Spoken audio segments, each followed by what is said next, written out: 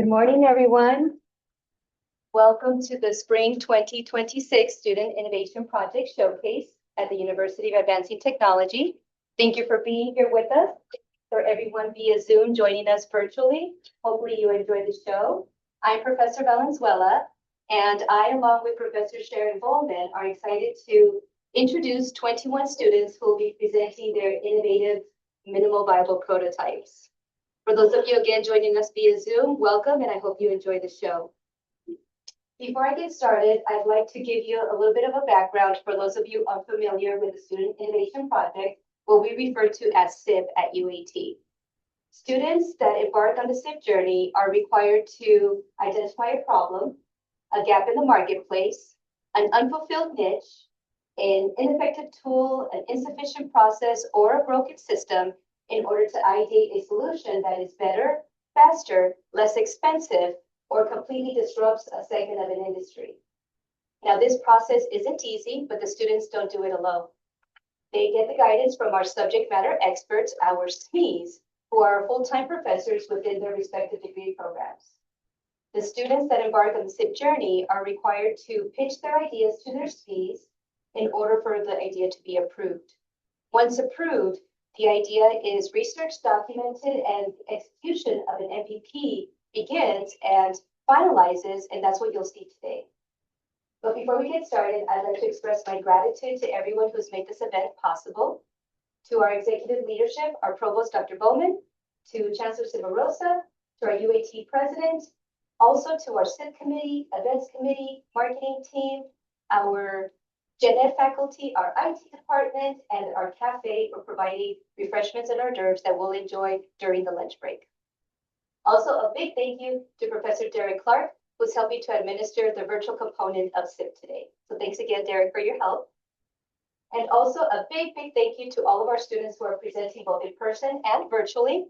These students have worked very hard on executing their minimal viable prototypes and very excited about presenting today. I'm proud of each and every one of you. Thank you so much for your hard work. Professor Sharon Bowman and I are very appreciative of everything that you've done. And of course, a big thank you to our subject matter experts for all of their support throughout the semester on helping to ensure each project comes to its full fruition. So very much grateful. Also, another thing that I'd like to share with you is I'd like to invite everyone to join us this Friday in the theater, 10 a.m., May 1st, to in-person and virtually via Teams for our student award ceremony. There we will announce the winners of the SIP Showcase, which includes Best SIP Pitch, Most Market Ready, People's Choice, and Most Innovative. Throughout today's agenda, you will be seeing a Socrative QR code where you're able to scan for People's Choice Award. Throughout this code, you'll be able to vote for your favorite, but I ask kindly that you refrain from doing so until you see all of the presentations. So this QR code will show up throughout today's event, where you'll be able to cast your vote for People's Choice, and then on Friday, you'll be able to know who the winners are.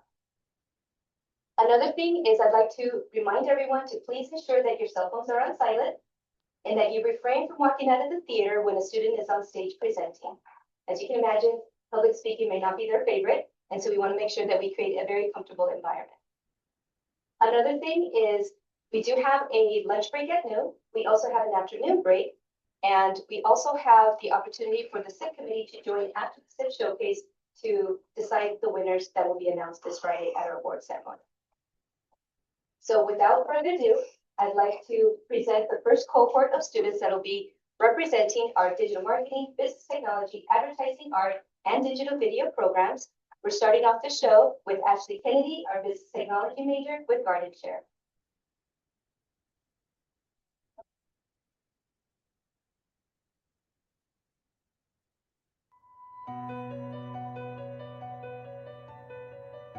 It's happened. The supply chain is completely degraded and inoperable. You are entering into your third month of government rations. More help is supposed to be coming, but you're losing hope. You look for nearby help, but don't know who your neighbors are. Grocery prices are up nearly 45%. You're asking yourself questions like, why didn't I prepare? Why did I only rely on the grocery stores? Why did I trust the government? There has to be something you could have done, even something simple. You start thinking, I wish I would have planted that apple tree a while back. And then it dawns on you, if every person in your community would have just planted one produce-bearing plant, tree, or shrub in their yard to trade amongst each other, you wouldn't be in such a dire situation like you are now. These trees are beautiful, so much fruit.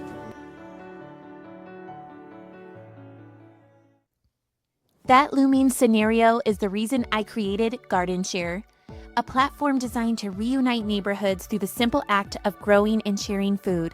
Regardless of your house type or climate, Garden Share's plant recognition feature will help guide you. Getting started is easy. Just pop in your name, email, and location, hit create, and within seconds, you're part of the Garden Share network, ready to post your produce and start trading within your community right away. Now let's get to the heart of the application, the virtual farmers market. You'll see this user is just clicking on that post listing button. There's an area for a title. She's typing in asparagus. And within category, she's selecting vegetables. Within description, she's keeping it brief. She's just saying, come and get them. There's also an area for location and then a place to upload your photo. She's selecting photo library and she's going to upload a picture of her yummy asparagus. And then you'll see she's going to post that listing. And voila, it's posted. And then as she scrolls down, you can see you can request a trade right away. There's also some tomatoes and some rosemary. To complete the journey from soil to table, Garden Share has a community recipe feature. It's a space where neighbors can share their favorite ways to prepare the very produce they're trading. You'll see that this user is uploading a recipe for zucchini bread. There's an area for a short description, ingredients, instructions, and a place where you can upload a picture of your recipe. You'll see that she's going to photo library and uploading a picture of her yummy zucchini bread. Underneath that picture is also an area where you can tag produce contributors. Her recipe is now posted, as well as some tomato soup from earlier.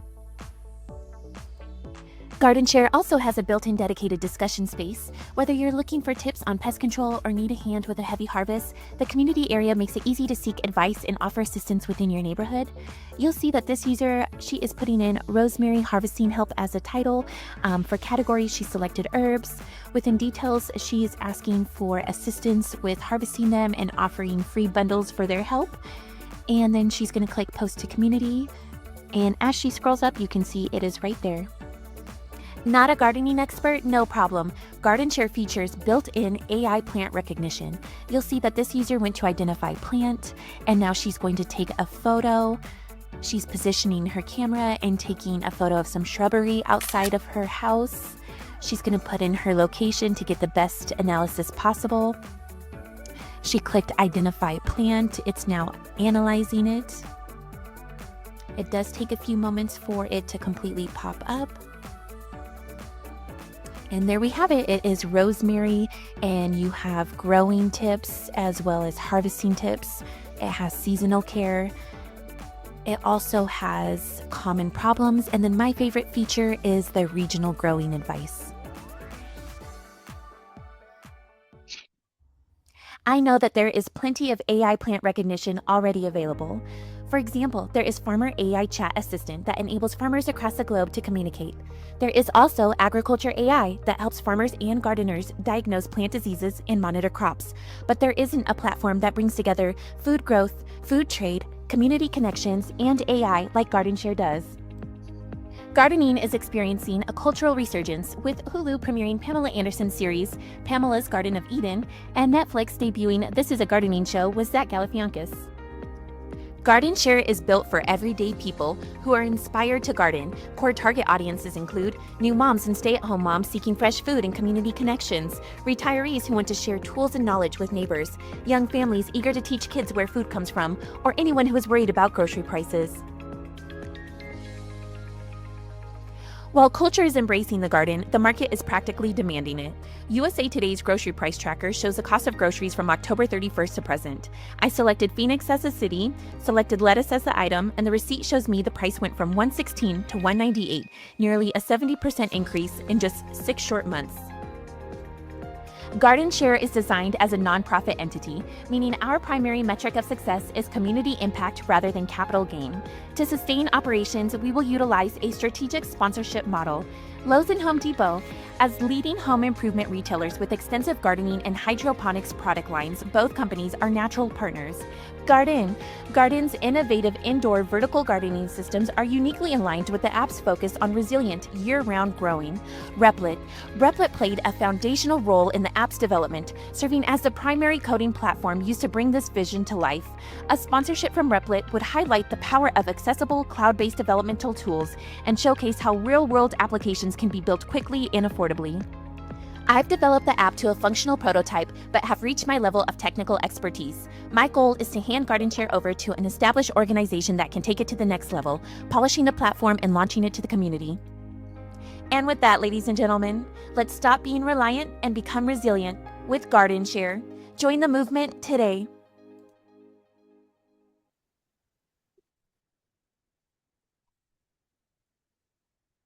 Excellent, Ashley. Questions for Ashley? Dr. Smith. Actually, it's wonderful to see it come to fruition, and the presentation is top-notch. Well done. You brought up the nonprofit side, which I agree with 100%. Besides the partnership portions to it for funding, is there any other strategic options to ensure that you do get the funding necessary to keep the infrastructure going for the company?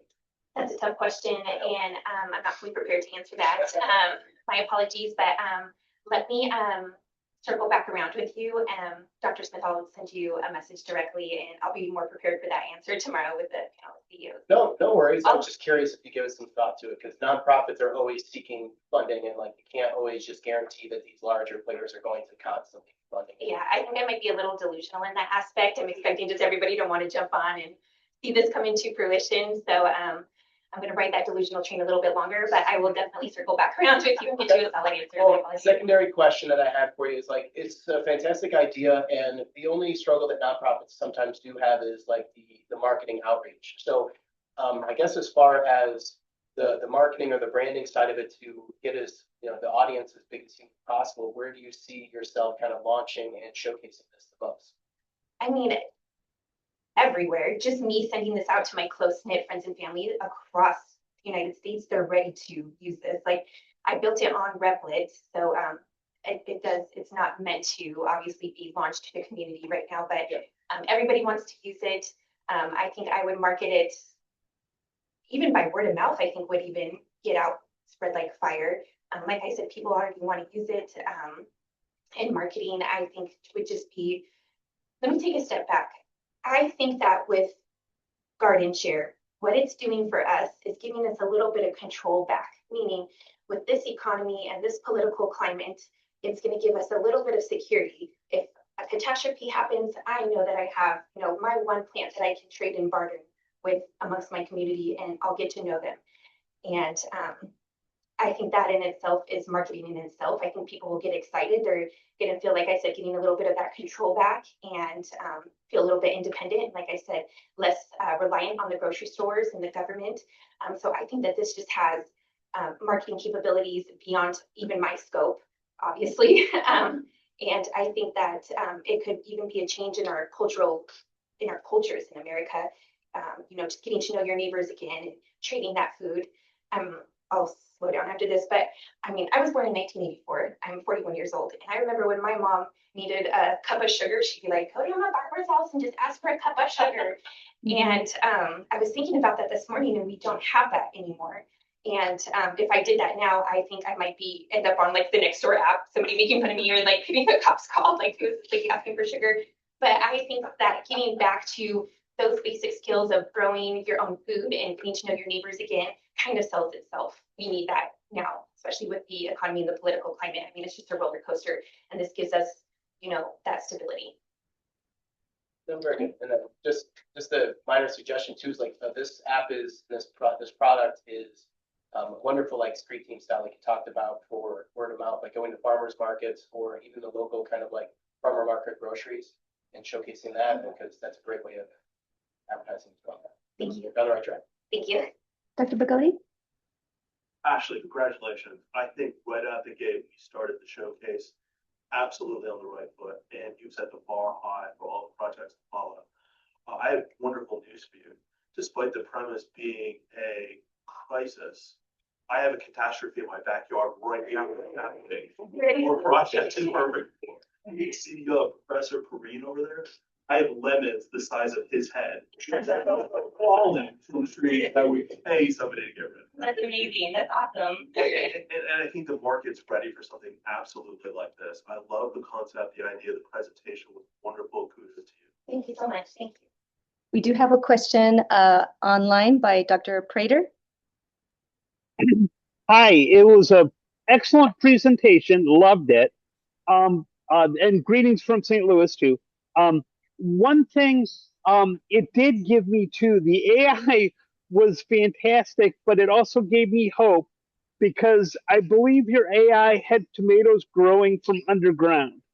So AI is not going to take over the world yet, so that's a good thing. And then I guess my question, because I should have a question too, is do you garden yourself? No. This is funny side note. My dad, he has a crazy green thumb. So when I showed him this app, he was like, excuse my French a little bit, but he was like, you gotta be SHITTING to me. You never make it up and build this app. But that's the whole point is I don't know how to do it. And I want people to get excited about it. I want people to share. I think that we need a change in everyday society. I don't mean to interrupt, but you were speaking about the AI portion of it, and I do want to touch on that because when I did launch this to different age groups, some of the older age groups kept saying, how do I know AI is right? How do I know AI is right? So in my Garden Share 2.0, I want to launch a verified by human option on the AI portion. So say if they've done so many trades or, they can post pictures of their actual growth. They can also do the verified by a human. So if they're reading that to AI and a little nervous about it, we'll have that also as a check and balance. One more thing is a suggestion for version 2. You might want to geolocate and then have it offer suggestions for kinds of vegetables that they can grow in their area based on what zone it is. Yes, I love that. Thank you so much for that. That's very smart. You're welcome. Thank you. I also want to add honey. I got requests for egg, sourdough, and lavender soap. And then Garden Share is just the beginning. I'm also thinking about launching a sister app called Service Share, where say I'm really good at cleaning houses, but I need my dad's gutters clean. Maybe we can swap. So I'm launching a brand, and hopefully this works out. Wonderful. Actually, there's a comment on Zoom by Professor Russ Rogers. This is great project with real world application and potential. I like the idea and the connection it creates with the community. I can see it creating a sense of responsibility and family between community members for one another. Thank you so much. Thank you. Any questions? Comments? Yes. How are these safeguards? So I don't have those safeguards right now. And thanks to Professor Rodriguez and Network Security and my computer exploits class, I know that I definitely need to make sure that it's launched safely. I don't have those mechanisms in place yet, but hopefully I do find that organization that wants to take this on and it has the experienced users that can facilitate that. Yes, question. First of all, congratulations. Have you thought about maybe a starter kit or teaming up with local elementary schools? Yes, so we did talk about that, yes. So not the starter kit, but that is amazing. That's awesome. But we did talk about Future Farmers of America doing like their volunteer hours, getting out in the community. While we're touching on that, I also had another idea that local businesses within certain communities could also advertise, and we could provide them those free advertising opportunities as long as they were doing something in their community, like building garden beds or donating supplies. Just something where we can take a picture to show that they're interacting and they're helping the community build a better, even aesthetically pleasing with all these pretty plants and sustainability and stuff like that. But yeah, we're thinking about doing something along those lines to get more people active and get it going. Actually, you talked about that one of your core demographics are moms. And if you strive to have K-12 be heavily involved in a nonprofit such as yours, is to have the mothers, foster this lifestyle change, because K through 12 is very susceptible to the demands of the parents. And I think most moms and dads would agree that they want to provide nutritious food for their children. And if we instill that while they're learning about biology and chemistry and all these different hard and social sciences in school, then they can apply those skill sets in the K-12 setting. So that way you can have the moms facilitate the fundraising for it through PTA, and then that aligns with like more policy changes in this K through 12 elementary school system. Yes, I agree. Right. Any other comments or questions? Well done. Excellent. Thank you so much. All right. Next up, we have Nicole Lodge, a digital marketing student with Origin Guess. Hello everyone, my name is Nicole Losh and this is my student innovation project, Origin Guess. Before we dive deep into my project, I wanted to ask y'all a question to ponder on. Is this image real or is it AI generated? You'll be surprised to find that this image is AI generated, but what's the big deal with that? Well, here's the facts. All of us in this room are aware of AI and its capabilities. We didn't grow up with it, but we've seen it from the start to the result. But what about the younger generations? What about the generations that are only seeing the result? How will they learn to detect AI? Now, I am a big fan of numbers, so let's take a look at some. This research was pulled from the literacytrust.org, and it looks at the AI usage in children from the ages of 13 to 18. If you'll look back in 2022 with me, that number was at 19%. However, it has skyrocketed to over 80% in 2025. So that brings the big question. How will children learn AI literacy in an already AI-filled world? Well, the solution to this is called Origin Guess. Origin Guess is a gamified way to learn about AI. Origin Guess is interactive and engaging that teaches its players about AI usage using fun features like the ability to play at different levels, compete on a leaderboard, and learn more about AI in order to increase the literacy of AI in children. So now we get to move on to the meat of my SIP presentation, the gameplay. So as you'll see, you are prompted with a home screen. With this home screen, you get to choose your play now, and you get to choose what level of difficulty you would like to play at. You'll move through 10 different levels, trying to guess if an image is AI generated or not. If it's real, you get a nice green light, and you'll get to move on to the next question. If it's wrong, you'll be prompted with a red light with a quick explanation and how to get it right the next time, and you'll be able to move on to the next round. After you are done with this, you'll be prompted to the leaderboard where you get to see where your name ranks amongst other players. After this, you are able to go back to the home page and you're able to play again if you would like. The cool feature about this is as you play, your scores accumulate, so you don't have to worry about losing any of your data. The data is stored locally and not in the cloud, so you never have to worry about someone trying to steal your information. So once again, you'll be able to move through these 10 rounds, and by the end of it, you'll get your score. And this time, once you log on to the leaderboard function, you won't be prompted for a username since you already did that. You'll just be able to see the new leaderboard score with those new points added. Now we get to move on to the learning section of the game. So if you'll look on your home screen, you will be prompted to see an About and a Learn About AI. If you click on the Learn About AI button, you'll be prompted with your easy, medium, and hard, as with the games, and you'll get to walk through an interactive guide that teaches you how to detect AI on different levels.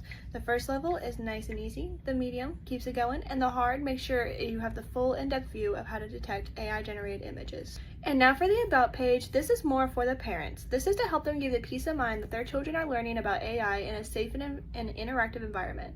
It also includes links to the GDPR and the COPPA regulations. And lastly, it also includes all the references that we've used for these projects.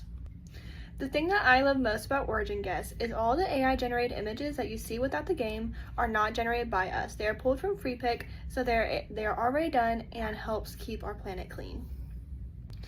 Now I want to ask you something as we close the presentation. Is this image real or is it AI generated? Now I know you're sitting there thinking, Nicole, you already told us this was AI generated. Now what if I told you this image was real? What if I told you that this image was taken in Toledo Bend, Louisiana? But here's the thing, as a human being, I should not have to explain why my image is real over an AI generated image. And that is why AI literacy is so important for not just now, but in the future. Thank you for your time.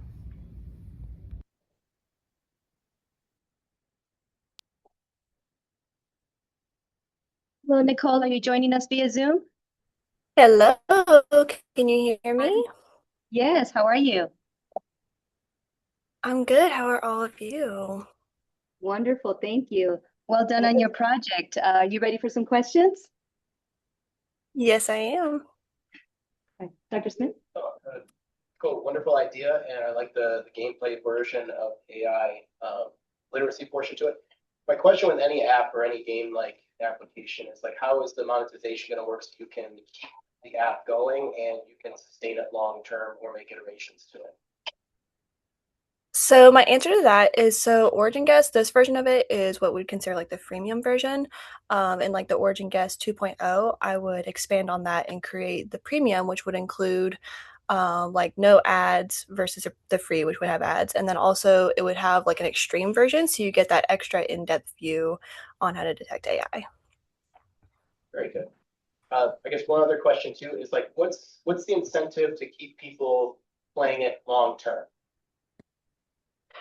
My answer to that is definitely the leaderboard function. So, in children these days, they love the competitive, they love being able to share it with their friends. So, having that incentive of being like, oh, well, I can detect it over you can definitely help with that. And then also, this was kind of in the early stages of this, but somehow starting to incorporate it into classrooms and into the educational portions of this. So, having them learn it in their school and helping them to guide through this and learn about AI in their own education. Very good. Only suggestion I have is like to also keep engagement high. I recommend themes and kind of changing it out consistently just to keep people engaged because that's like an expectation now. Mhm.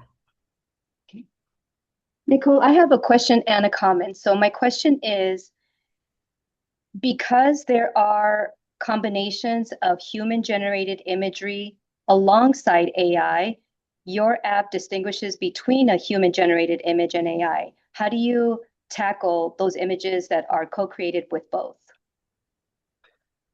So the coding behind this, all the images are pulled from FreePic. So it's their real images versus their AI, and then sorry, I lost my track there for a sec. The free versus the real, and then in the code, it uses all the real images pull from the same spot, and then the AI images all pull from their own section. So in the easy portion, it's pulling the same real images, but pulling the easy AI images. I don't know if that answers your question at all. Sure. Just something to consider is perhaps a slider or something that indicates when there is an image as this app continues to grow, when there is a combination of the two being utilized to generate an image. I know there's a lot of controversy around how much of it is human, how much of it is AI. Just something to think about.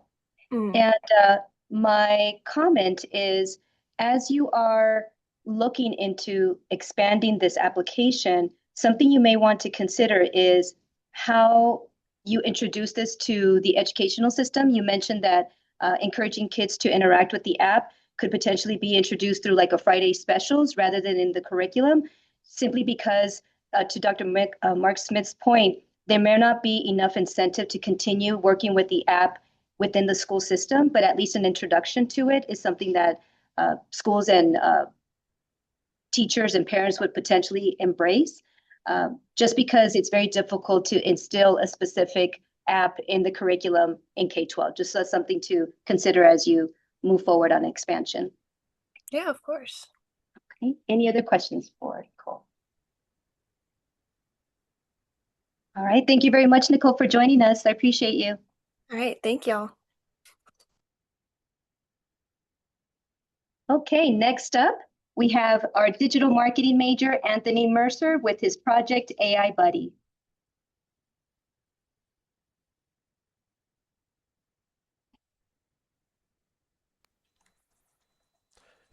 Hello, and thank you for the opportunity to present today. My name is Anthony Mercer, and I'm here to introduce AI Buddy, a next-generation AI solution designed to transform how customers interact with your website. Today, AI is already a part of the online shopping experience, but it often feels impersonal, disconnected, and underutilized. AI Buddy changes that. Right now, many websites use AI in the form of chatbots or support tools. But the reality is most customers don't engage with them. Why? Because they feel robotic, they feel optional, and most importantly, they don't feel human. This leads to a major gap. Customers leave your site to find answers elsewhere, engagement drops, potential revenue is lost. Businesses are investing in AI, but not maximizing it to its full potential. That's where AI Buddy comes in. AI Buddy is an intelligent, interactive shopping assistant that doesn't just sit in the corner of your website. It walks alongside your customer throughout their entire experience. What makes it unique is simple, but powerful. It creates an AI-generated face that represents the user. Instead of talking to a chatbot, customers feel like they're interacting with a personalized assistant designed for them. AI Buddy actively engages users, asks relevant questions, and guides them through the site, helping them find exactly what they need, faster and more comfortably. Let me highlight a few key features that makes AI Buddy stand out. Personalized AI avatar. Each user is represented by a generated AI face, creating a more human and relatable experience. This builds comfort and trust immediately. Real-time guided shopping. AI Buddy doesn't wait. It actively assists customers as they browse, offering suggestions, answering questions, and helping them make decisions. Smart questioning system. It learns from the user by asking simple, relevant questions, refining recommendations, and improving the experience in real time. Seamless website integration. Built to work alongside your existing AI systems, AI Buddy enhances what you already have. There's no need to rebuild your infrastructure. Increased engagement and retention. By making the experience interactive and personalized, customers stay longer and are more likely to convert. To bring this concept to life, I developed a working prototype using Protopie. This prototype demonstrates how AI Buddy would function within a real website environment, showcasing user interaction, guided navigation, and the overall experience flow.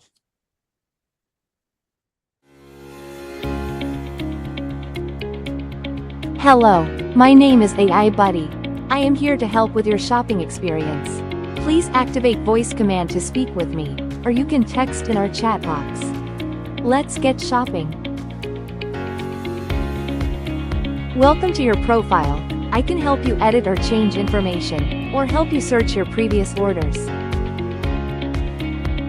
I can help you edit your profile, with things such as changing preferences or favorite categories, and saved items.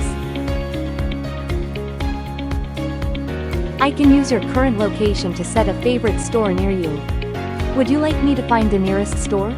If not, say no. If yes, say yes.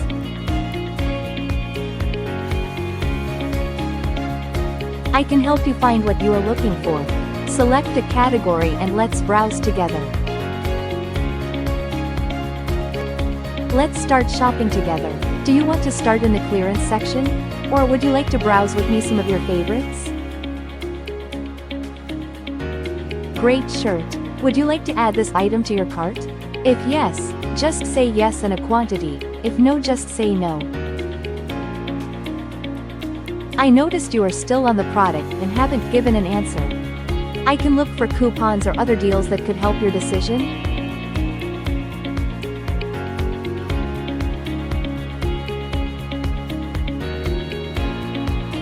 I can help you find what you are looking for. Select a category and let's browse together. Do you want to see related items I have found for more affordable prices? If not, you can say, done, and you can begin checkout.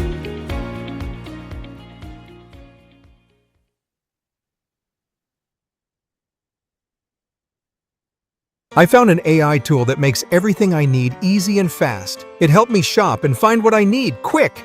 It listened to my needs and found me savings in minutes. I got exactly what I needed without any stress. Checkout was fast and secure without any problems. Now I recommend this tool to all my friends. Try it today and see how easy your life can be. From a business perspective, AI Buddy creates real, measurable value. It improves customer experience, time spent on site, conversion rates. Instead of customers leaving your site to search for answers, AI Buddy keeps them engaged right where you want them, on your platform. This means more completed purchases, stronger brand connection, and a more modern competitive digital presence. AI Buddy doesn't just assist. It elevates your entire customer journey. As a marketer behind this project, my focus has been on identifying the gap between existing AI tools and actual user behavior, and creating a solution that bridges that gap in a meaningful and engaging way. In today's digital world, the businesses that win are the ones who create connection, not just functionality.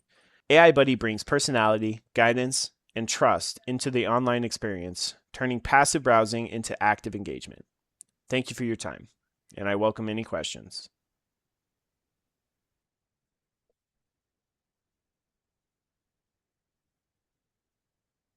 Hello, Anthony. Are you in Zoom? Yes, I am. How are you? I'm doing well. How are you? I'm great, thank you. Okay, questions for Anthony. Dr. Smith. Yeah, Anthony, cool product idea, and I like the idea of integrating that. My question is like, is this AI Buddy specifically for individual websites, or is it something that's going to kind of follow the consumer around a variety of different different websites to kind of learn more about them? So it would be website based. Whatever website integrates the AI buddy would be the ones using it. It wouldn't be something that you would download onto your computer and have it follow around with you. Um, so yeah, it would be whoever integrates it into their AI that's currently in their platform. Then my next question would be, I guess, like, what's the ideal customer base for AI Buddy? 'Cause it feels like to me that companies with multiple brands or multiple sites seem to be like they'd be a better option for this because they can learn about the consumer better. Yeah, so if a business has multiple platforms that already utilizes AI, that would be ideal, because then they can integrate it into their current AI systems and use it on a variety of platforms rather than one platform learns about the consumer. Although it would work going either way. So smaller websites use it as well, just for easier site navigation. Very good. And out of curiosity, is there a tiering system, or what were you thinking pricing wise? Um, Pricing, I never calculated. Never got to that point. But I would probably do a tiering system based off of availability and source because I'm not sure exactly what goes into it, but I'm pretty sure the more it's used, the more it's going to cost the application to run. So Great. Anthony, I have a comment. As I was observing the demonstration of the app, there was a portion where the AI buddy noticed that the customer paused for a second when they were viewing an item and then prompted the user with maybe potential coupons that it could scout in order for it to encourage the purchase of the sale. But okay. something you want to consider is rather than the AI buddy potentially showing like they're pushing towards the sale, that there's some type of similar to what we do with our Amazon cart that we put items on our wish list, but Mm-hmm. maybe that could also be aligned with their budget if they have some type of banking component, because then this item could be something that I strive for in the next 3 to 6 months or 6 months to a year. And then therefore it doesn't dismiss them from abandoning the cart, but rather pausing to think about the purchase, just something to think about rather than like this push um, feature that maybe pressures the user to have to buy or make the decision instantly. Right. Yeah. In the video demonstration, I did notice that I did have it a little too close together after selecting the shirt, and then it kind of prompts to, "Hey, I've seen you sitting there for a second." Mm-hmm. Uh, that prompt would probably be not probably it would be later on if they've been sitting on that shirt for a few minutes, um, not making a decision yet. But moving it towards like a wish list or prompting something along the lines of, would you like to save this for later, is actually a great idea that I did not think of. So Mm-hmm. Yeah.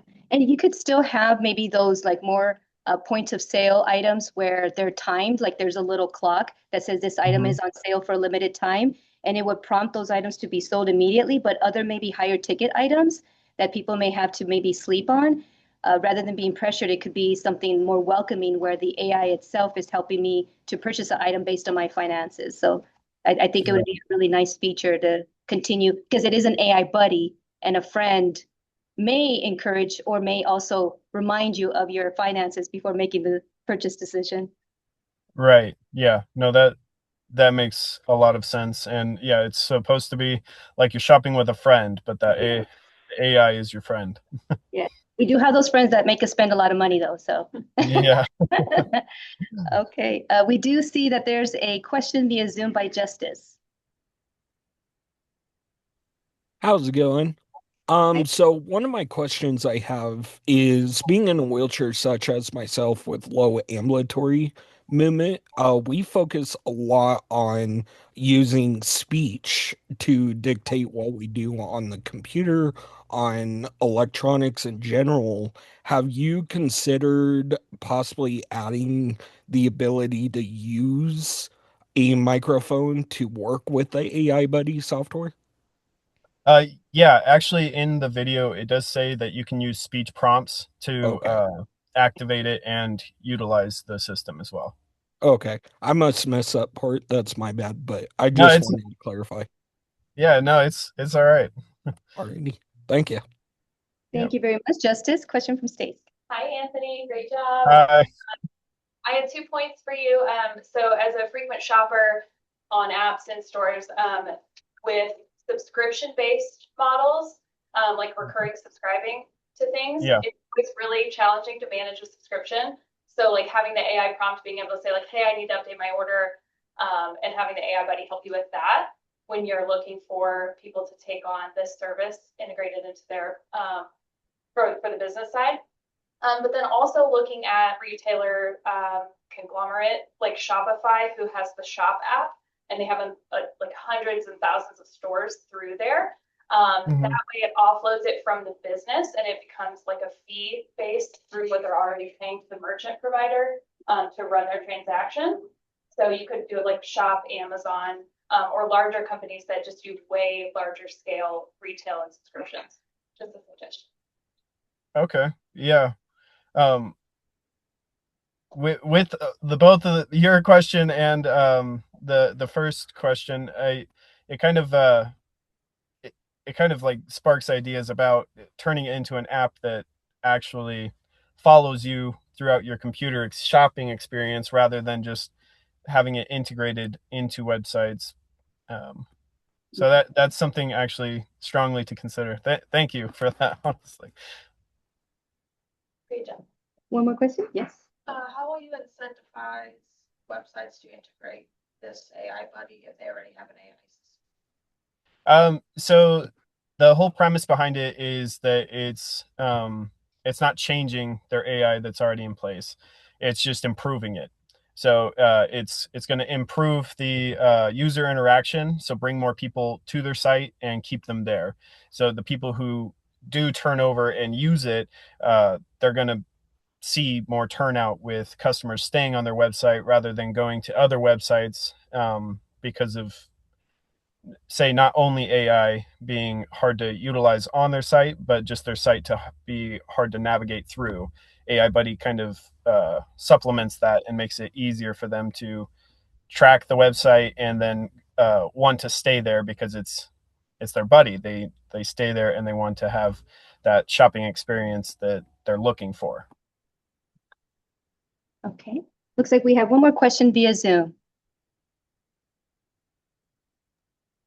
Hey, Anthony, I like the idea of your software being integrated into a site, but I hate to tell you this, I would get pissed off if I was on a site and you waited to tell me that you could find me coupons and get a lower price. You sat there, I sat there for 5 minutes, and then you tell me that?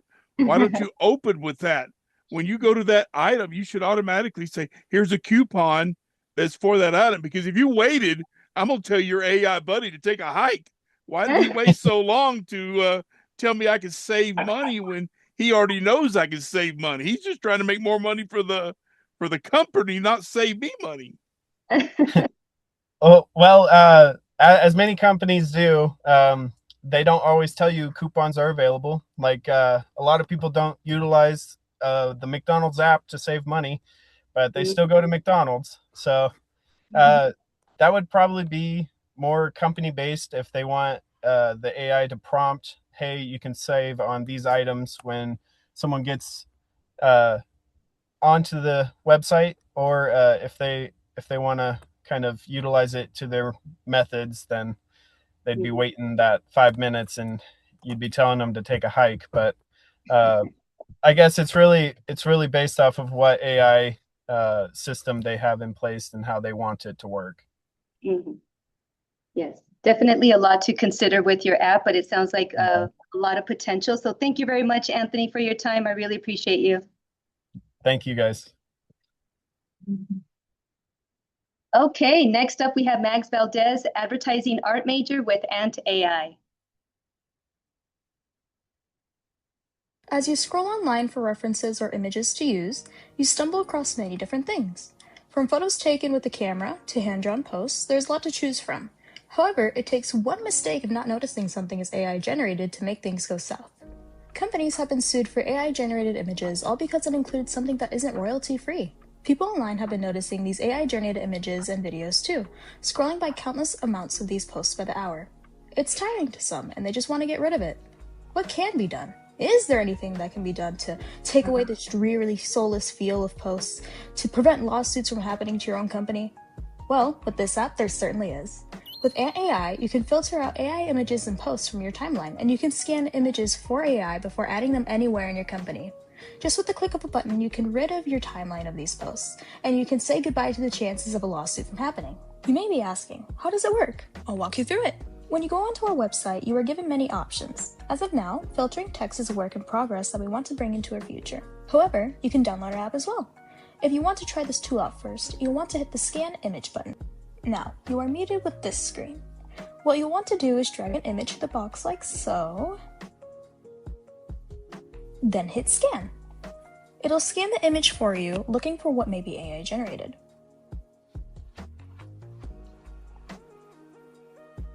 And after a few seconds, it will outline what is AI generated and it will darken what isn't AI. Then, as you hover over the button once more, you can scan an image again. This feature alone works for people, animals, nature, food, and so much more. What's the reasoning for this? You can get to know what part of an image is AI. This alone can help so much, preventing any lawsuits or any sort of other legal issues coming your way now that you know what to get rid of. Mags, what about filtering posts? I'm glad you asked. This time, we'll be going through the mobile version of the app. Here, you'll be given an overlay of the app. When you tap on it, it'll bring over a drop-down. The toggle button is used to either keep the overlay on your screen or to essentially finish your session by ridding of it. If you turn on Label, you will have posts that are already labeled for you, showing you which posts are AI generated and which aren't. If you turn on Remove Posts, it simply rids your results of AI generated items, giving you clean and human-made or human shot photos of what you're searching for. This also goes for other apps such as Google.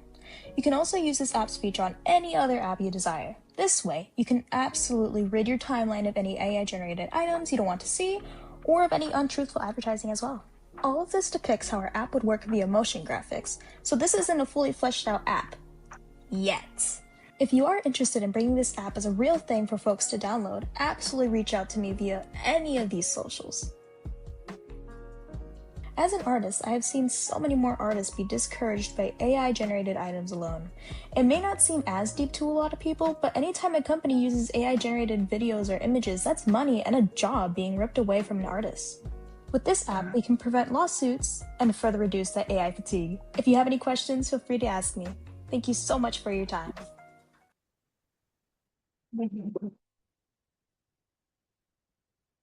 Well done, Mags. Question, Dr. Smith.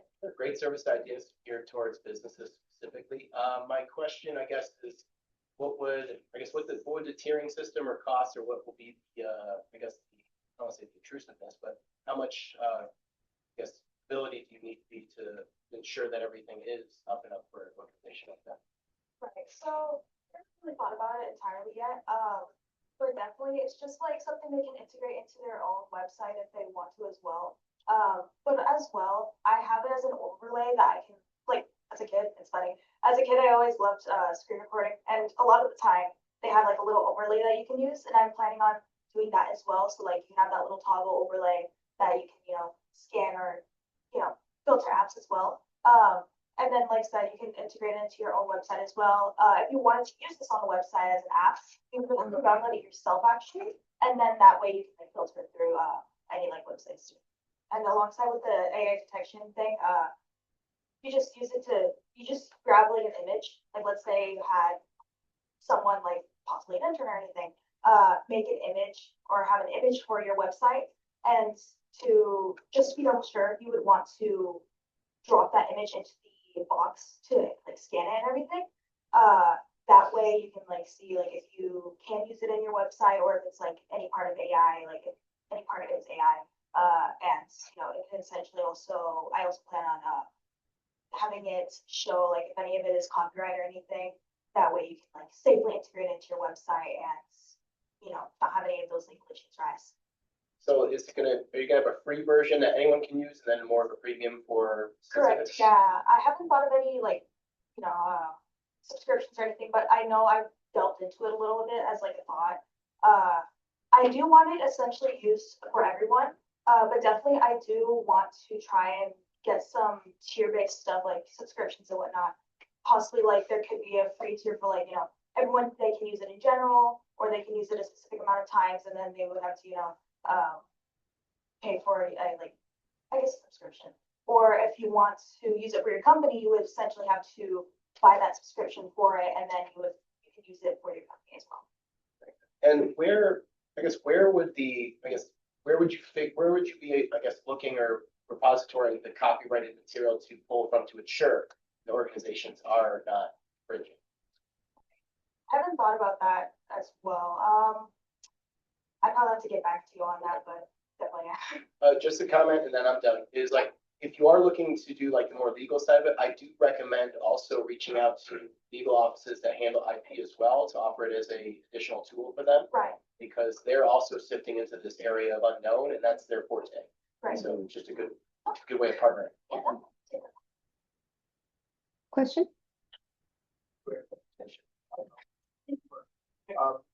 Thought about also thought about teaming up with coffee shops and like Starbucks, for example, and offering Starbucks coffee shop.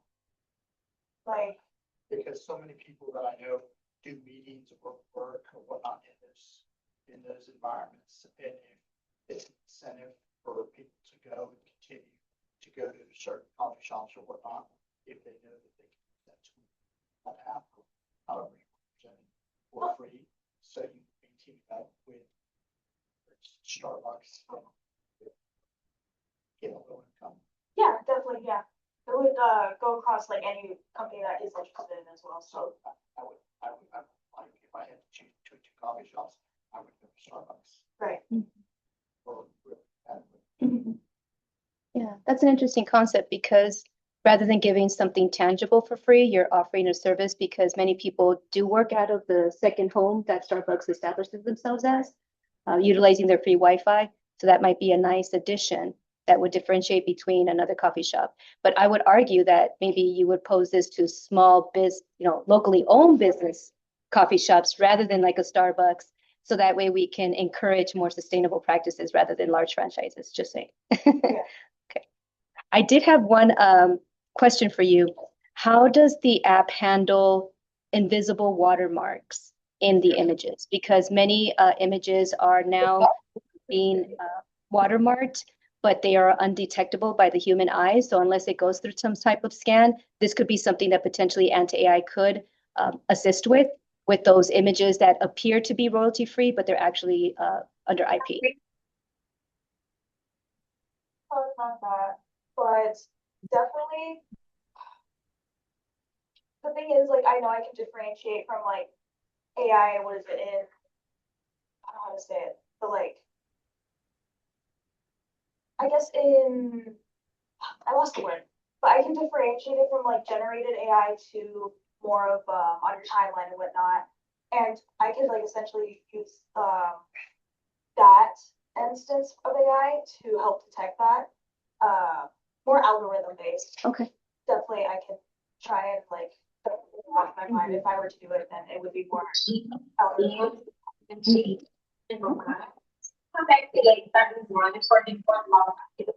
I see that there's a question via Zoom. Yeah, I love your concept. I have two questions. First of all, how much time does it take to actually process? Like if you were on Google and you had 100 pictures up, how long would it take to actually analyze those? Number two, What is your accuracy? So it shouldn't take entirely long. The results are almost instant. At least that's my concept. And when it comes to the accuracy, like I said, this is all just motion graphics, so I haven't coded it out. It's just depending on how the app and the toggles and everything would work.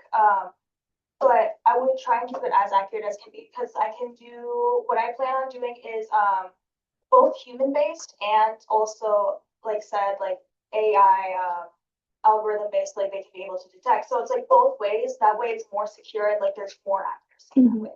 Okay. All right. Thank you very much, Mags. I really appreciate it. Well done. All right.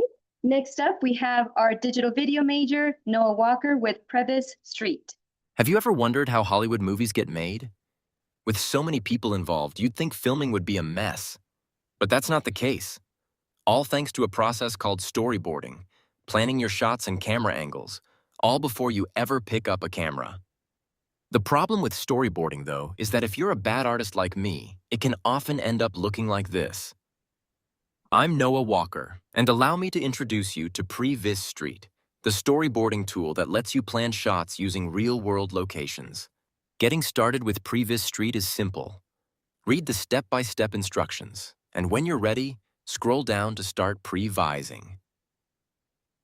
Once you're on the building page, continue following the step-by-step instructions. Step 1 is to grab your Mapillary sequence key. You can get this by clicking on the link provided. In Mapillary, choose your location. Then copy the environment key by clicking the 3 dots, selecting Advanced, and clicking the key. Once you have that, you can close Mapillary and go back to Previs Street. Paste your sequence key in the box and load your sequence. By default, it will show the first image in your sequence, so you'll need to use the viewer controls to scrub to the actual location you want to use.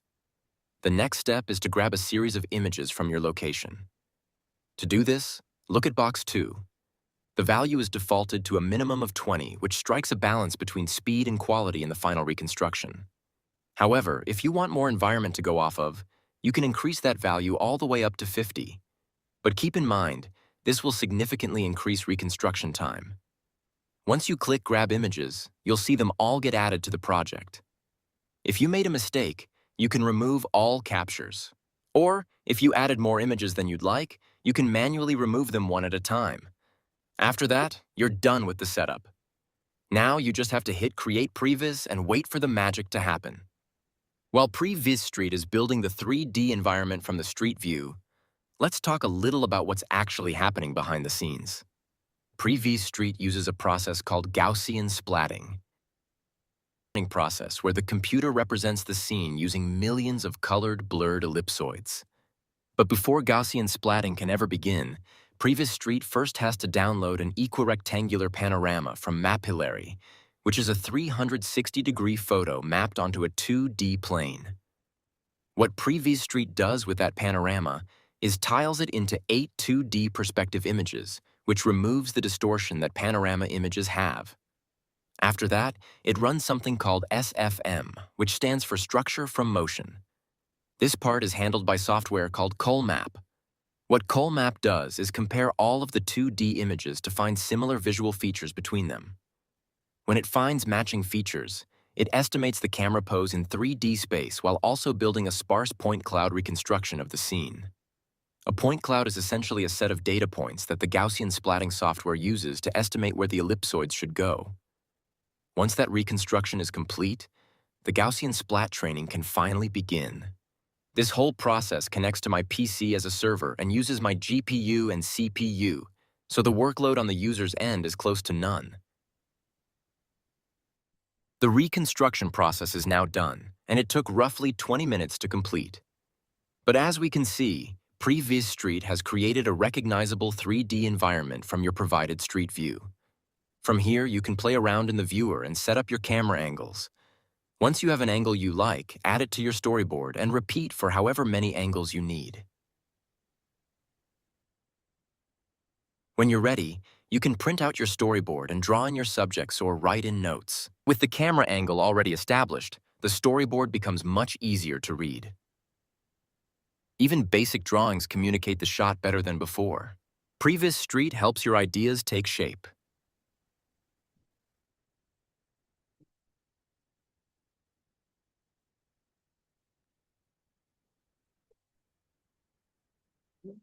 Well done, Noah. Now for the portion of the questions, Noah will be typing his answers, so bear with us on the small but short delay. All right, questions for Noah. Professor Ryan Murray. More of a couple of comments. Good job. This is pretty cool. It ties in a couple of parts of my background, so I really like that. One comment I would say is the last thing you had where the storyboard was there using your generated images. It would be cool to have a kind of a cartoon filter that you can toggle on and off, because the generated image, there's so much in each of those little storyboard scenes. It got kind of busy. I think the cartoon version of it, or just like a light line drawing would help. Okay. We'll give Noah a moment to respond.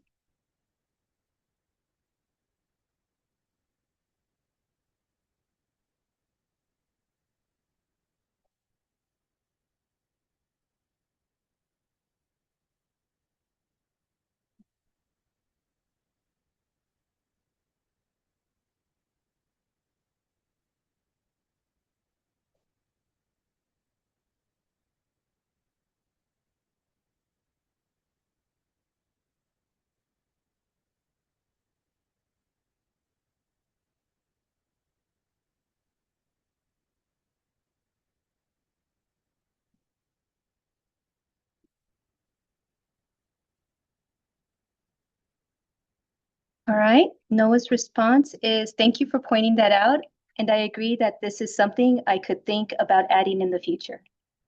Okay, we have a question from Professor Sharon Bowman via Zoom.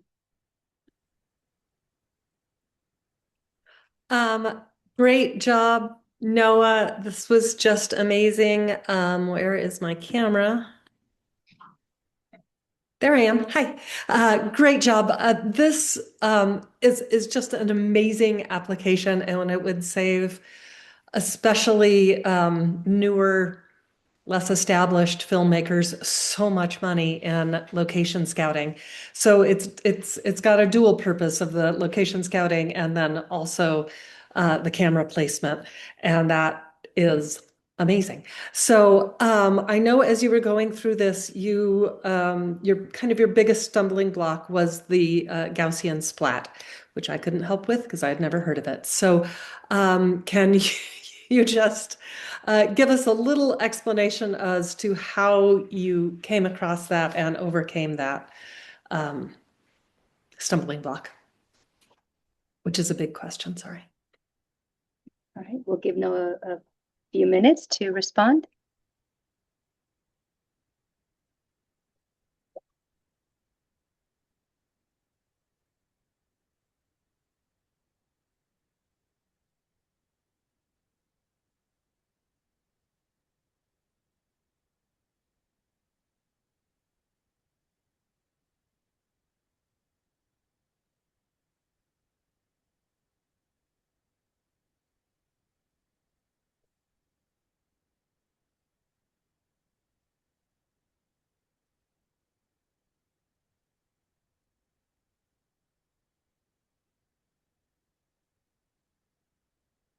There was a comment via Zoom on Noah's project. It says the depth in which the project was explained is supportive to layman, non-technical personnel. And I agree, absolutely. There's another comment, love the product. And there is a question, but I'll wait until you respond to Professor Sharon Bowman, and then I'll share that one next.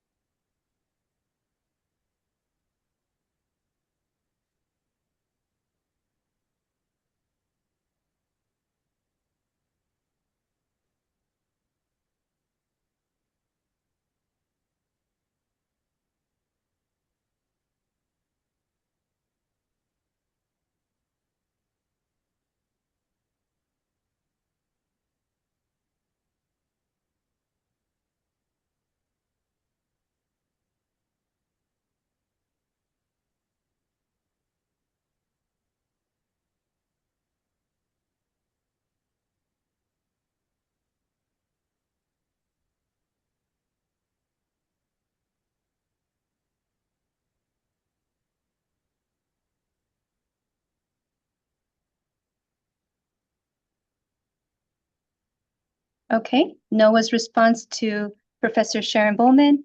I first came across Gaussian splatting after originally looking into photogrammetry, which is another reconstruction process, but it often involves much more processing power. So I decided to keep looking, and then I stumbled across Gaussian splatting, which really pointed me in the right direction. The main struggle with Gaussian splatting is finding a repository or software that could automate the process on the back end without UI. So once I found that, I sort of overcame the hurdle. Wonderful, Noah. Thank you. Yeah, just did a fantastic job. Great job, Noah. Absolutely. Okay, there was one question via Zoom. I guess you would have to only be able to select locations where Google Maps has done the area, so you couldn't like go off the mount.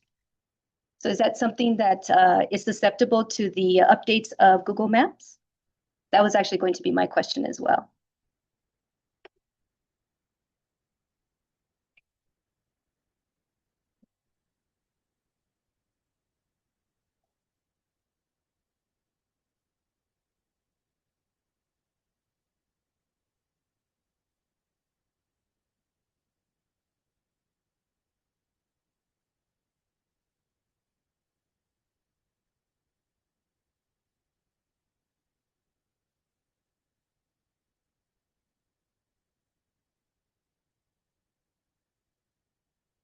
Okay, the answer is Prevy Street uses Mapillary, which is separate from Google Maps and uses a different data set. But yes, that is a limitation, as you can only use locations that are available on Mapillary. Okay, wonderful. We actually have to move forward. If you would like to ask questions, you can certainly do that via the Zoom chat feature. Thank you so much, Noah, for your wonderful presentation.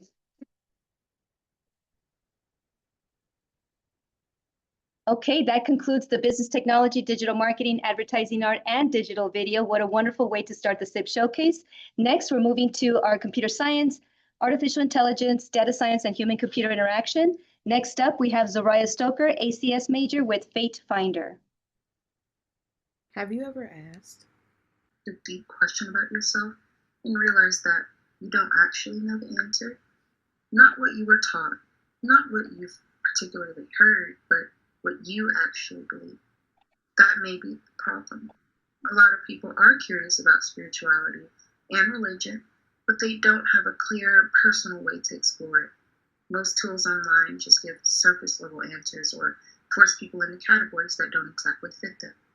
And that's where my project comes in. My name is Zaria Stoker. I'm an advancing computer science major, and this is my student innovation project called Fate Finder. Fate Finder is an AI-powered web application that helps users discover which belief systems align with them based on how they think, feel, and respond to meaningful questions. Instead of just asking basic multiple-choice questions, Fate Finder analyzes how users answer deep, reflective prompts. It looks at patterns in the responses to generate a more personalized and thoughtful result. To create this project, I designed and developed a multi-page website using HTML, CSS, as well as JavaScript. I focused on building a clean, interactive interface that feels modern as well as easy to use. I also implemented logic that processes users' responses and connects them to different belief profiles. What I've created is a software-based experience that acts as a guide to a self-reflection tool. It's designed for people who are curious, exploring, or questioning their beliefs and want something more than just a personalized generic quiz. What makes Fate Finder easy and different is that it doesn't try to label users or tell them what to believe. Instead, it helps them understand why they might connect with certain ideas. It focuses on reflection, not prediction. This creates value because people want to feel understood, especially when it comes to something as personal as their religious and spiritual beliefs. Fate Finder provides a space where users can explore that safely as well as independently. The target audience includes young adults, students, and anyone going through a phase of self-discovery. Unlike traditional quizzes or State Connect, this project adapts to the user's input making the experience feel more personal and meaningful. My innovation claim and project overview are here on my poster. Fate Finder is an AI-driven web application that uses natural language processing to analyze users' responses to a series of introspective questions and intelligently match them with global religious and spiritual beliefs. Unlike traditional quizzes, this platform interprets subtle patterns in how users express their thoughts, capturing not only what they believe, but also why they believe it. This is the homepage of Fate Finder. As you can see, I have a short summary of the evolution of religion, as well as some reviews from people who have used the website. I will now go to my About page. Fate Finder was born from a desire to explore spirituality beyond boundaries. Whether you seek peace, purpose, tradition, or transcendence, we guide you through the thoughtful questions to uncover your deepest beliefs and match them with belief systems from around the world. This experience is powered by AI, introspection, and universal love. Because your path is unique and beautiful. Through mindfulness, ritual logic, or the stars, your soul already knows the truth. Fate Finder simply helps you hear it. I'm now going to take the quiz. And as you can see on the results page, if the user has not yet taken the quiz, it will guide them to the quiz page. So I'm going to go ahead and answer these questions.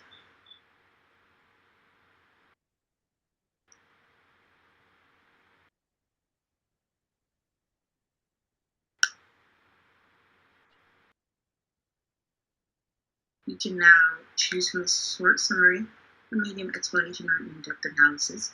I'm going to go for a medium explanation and multiple religious suggestions.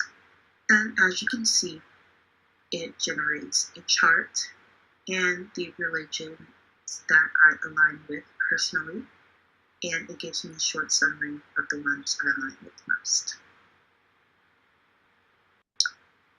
Now, how many people are walking around every day focusing on beliefs they never actually question?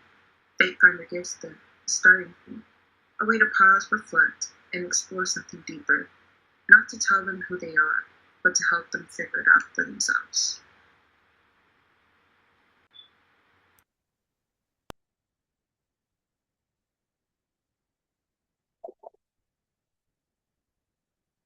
Zaraya, are you joining us via Zoom? Yes. Hello, how are you? Good. How are you? I'm great, thank you. Questions for Zaraya? Question, yes. About finding unbiased information about certain beliefs, religions, or spiritualities. I'm sorry, I wasn't able to hear that. Oh. I'm sorry. You're good. How will you go about finding unbiased information about religions, beliefs, or certain spiritualities? Yeah, so with that, the when the user does complete the quiz and then they do get their short, medium, or long summary, or the multiple religions that they do slightly align with, they do have the power. That's why in my website I didn't want to exactly put links or information slightly about the religions because I do know that people like to go and research on their own, or they like to find websites that they clearly agree with and they want to do their own research. So I kind of wanted that freedom to be open when that is integrated into my website. Zaraya, I have a question for you. How do you handle, or how does the website itself handle life stages? Oftentimes people question their belief systems when they undergo a significant life stage, perhaps getting married, having children, serving in the armed forces. How does the website handle that? So even though there are only 20 questions and it is the same for all users, I think in the way that they do answer those questions and the way that the summaries do outline, and then they do have the choice to choose if they want multiple religions aligned to them or only one. Um, I think that could kind of help them in a way. Again, going back to where they can kind of do their own research and see if that aligns with them. If not, they can, of course, take the quiz again and see if they want to switch up the answers to see if they want to get something that briefly aligns with them a little bit more. Okay, thank you, Zaraya. Dr. Bagodi?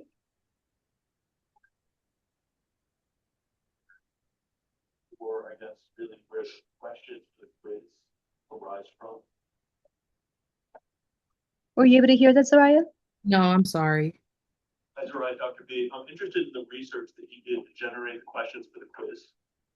Yeah, of course. So with the chart itself, I did use an API, but for the questions, I did do my own extensive research through how on other websites there are quizzes that can tell you, oh, you align with this religion specifically, or you align with this one.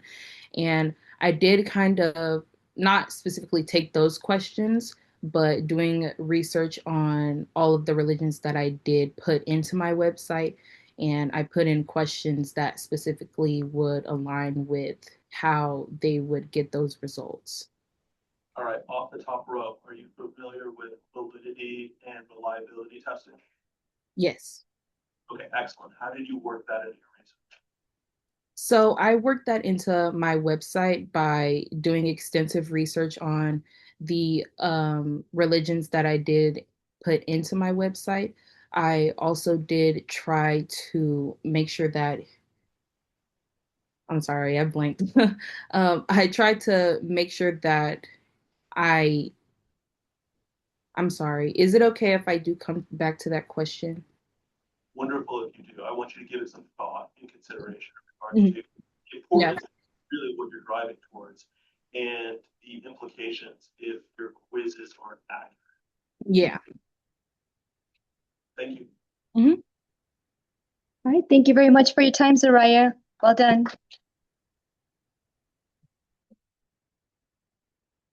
All right, next up we have Advancing Computer Science major Andrew Lucier with 5 stars plus bot. Calling all wrestling fans, I have something new to share with you. You can now view dream matches without having to wait by using the 5 stars plus bot. From a list of 10 of the top current wrestlers in the world, you are able to input a question to the machine, resulting in a text and predicted winner. Compared to the competition, mine offers a different purpose. So this is my innovation claim. This project is innovative because though there's already an online database out there for wrestling, it only fulfills a specific purpose for reviews on shows, wrestlers, and the like. This fulfills a much more different purpose about the sport of professional wrestling. So here's the prior art, which is cage match. And like I said, it houses wrestlers, events, matches, promotions, championships. And here's this to decide Superstar of the Week and upcoming shows. So now let's get to the actual demo. So okay, so first is welcome, and then with this innovative image jig, you can use the machine to help predict one of the dream matches between some of the top pro wrestlers in the world today. Look at the bottom right to get started, which is right here. Below, you'll find a list of available wrestlers out of this space and time to choose from. You can even pick from plenty of stipulations from singles, tag team, and trios, which can even be mixed to hardcore and ladder matches. So what are you waiting for? Come aboard the mothership. So here is the available wrestlers that I have so far that I'll be adding to in the future. And so I basically did that in a database and connected to here with using Flask, and I put that to web hosting, which you can see here. And so here's some examples of prompts that I have already done to show you how it works. So this is who would win in a match between John Moxley and Mystico, who would win in a mixed tag team match between John Moxley and Tekla versus Bandito and Persephone, and this is basically and who would win in a ladder match between Bandito and Mystico. And Yeah. So, and so this is pre-production, and right here is a prototype. A prototype is basically as important to programming as a storyboard is to animation and film. So this is basically what I envision what the chatbot would be like. And then my attributions. Thank you to my professors for getting me to this point, and for Professor Hinton for helping troubleshoot it. And now is the time for the Q&A.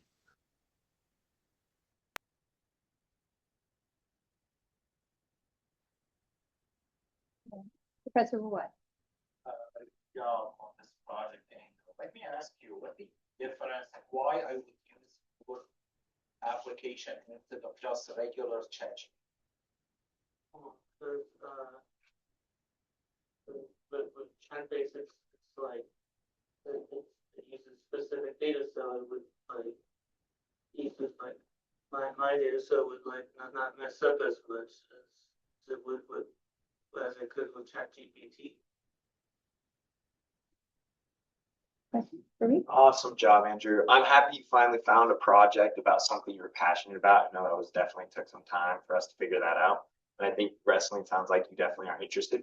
My question kind of bouncing off of Rawad's and what you mentioned is your data, is that going to be continually updated as these wrestlers perform and go through their tournaments? Yes. I plan to do that. Good, good. Great job. Question? This is just for a question about like the overall field. Will the UI for like the listing of names change? Because it was kind of hard to read with the black over yellow with the purple background. And I feel like that if it stays how it is, could drive people away just because of how difficult it could be for certain people. I can take that. Yeah. Okay. Steve? As a digital marketer, that's called color accessibility. So if you could probably plug in the colors you're using and have a little map, like ChatGPT or an AI platform could probably do it for you, and it'll show you how to use colors in your branding. Professor Hinton? Awesome job. Really enjoyed that. Great video, great presentation, great product. I'm kind of curious, what was your favorite spot, your favorite part of the entire process?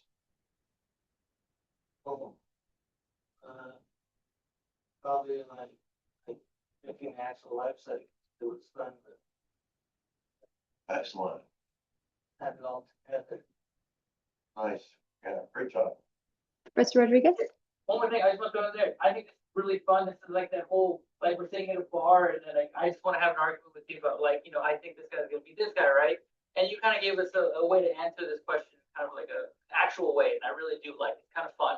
And my only thing to you would be like, I think you should kind of expand it too. To start throwing weird stuff in and start Star Wars versus Star Trek. Let's start throwing some fun stuff at it and see what happens. I promise you people play with it. Good work. We have time for one more. Yeah, just to pick that up. And you can quote see some like actual L teams or in teams, teams, and then maybe something we could actually use to help us with Benny if you can.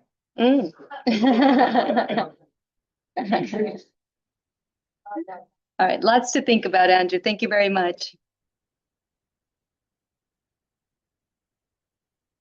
All right, we have our last presentation before we take our lunch break. We have our artificial intelligence online student, John Arcagua with Iterum AI.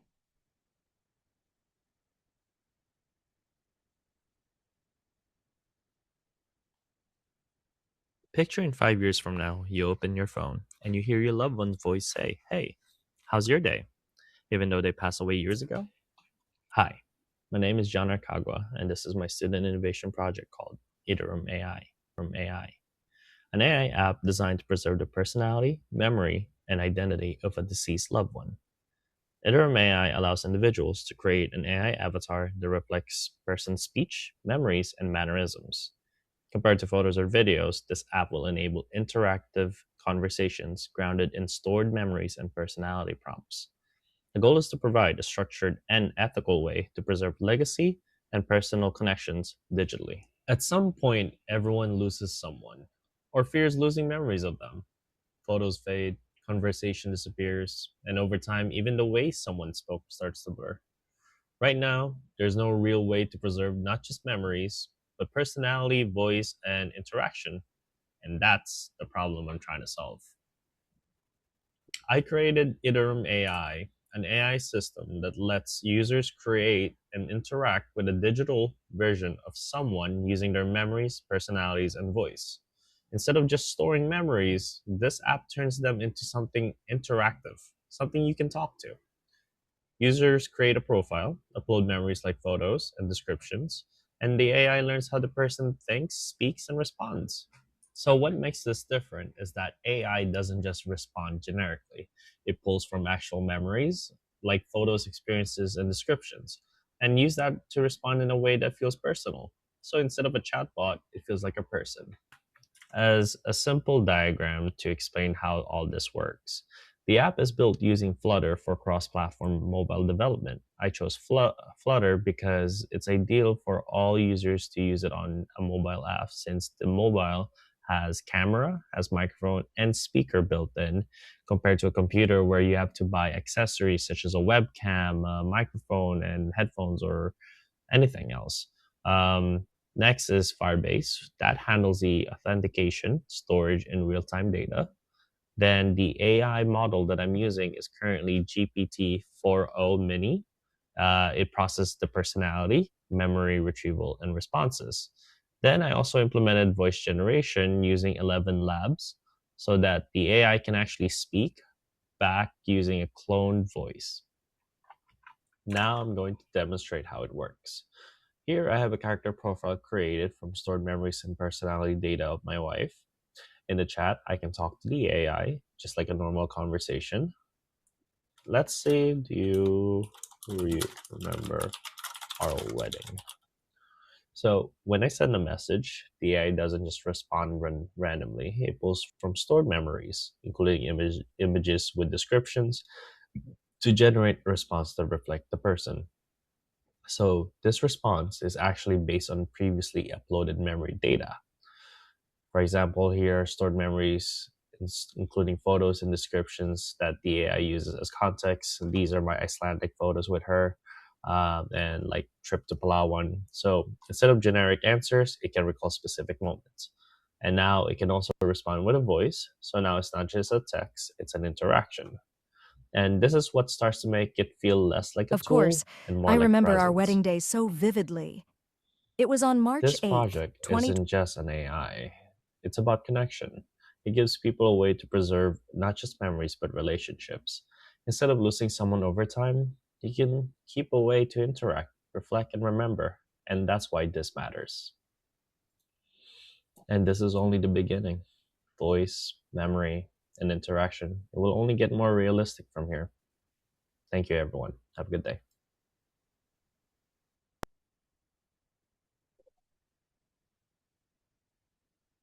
I'm not sure if John is joining us via Zoom. John, are you there?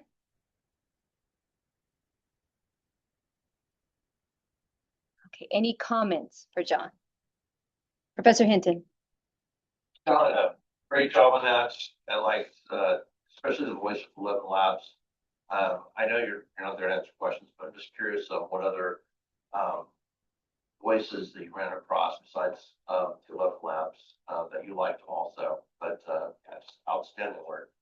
Okay. Comment? I'm kind of worried that this app will hinder a person's grieving process because like having it store like memories and photos safely of one's past loved ones, that's great. But the whole talking to an AI bot that's mimicking your relative could really like worsen a person's emotional distress and kind of create an unhealthy attachment to this instead of letting them process the loss and bond from it. Because like if I were to hear my deceased grandparents' voices, I would freak out. It would be so distressing on me.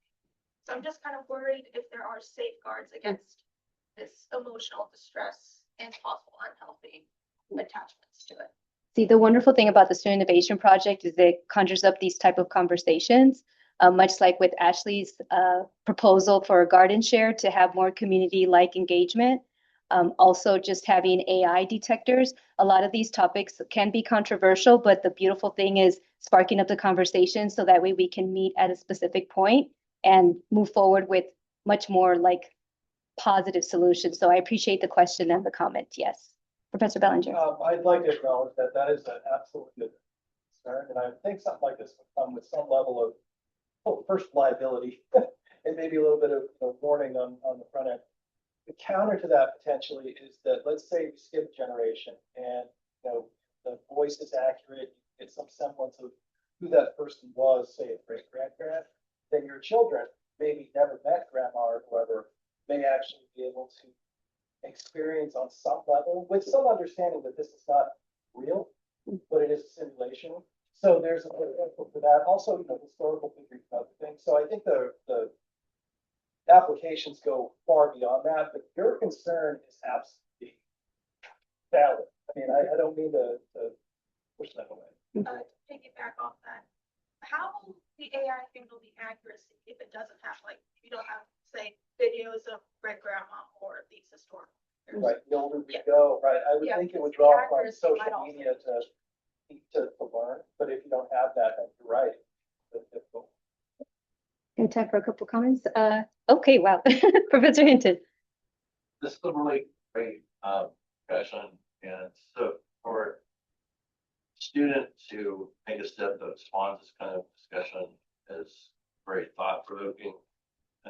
This is one of the things that Facebook is doing a not so publicized pilot on, as when people pass, they keep their profiles active, but they're also digging into like their history and getting their personality as they're posting like they would be posting if they were alive. And what that does is, you want to see what grandma or grandfather would have posted, you're looking at that what they're doing is they're selling the normal advertising that they always sell. So there's a lot of money to be made. And so I think it's going to move forward with the amount of money to be made. Dr. Pike? I think ethical consideration should be whether the deceased actually opted in for this or not. Like, I think there's a world of difference between I'm sick, maybe I have cancer or something, and I want to leave behind something for my family.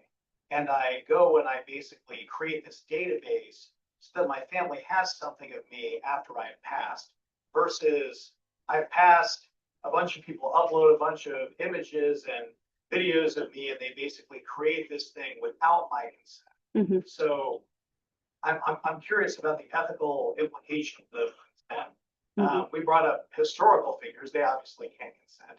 Nobody's going to, George Washington's not going to sue me, right? But it's a little bit different, I think, when we've got a living person with a will and testament. Okay. We have time for maybe one or two more, Max.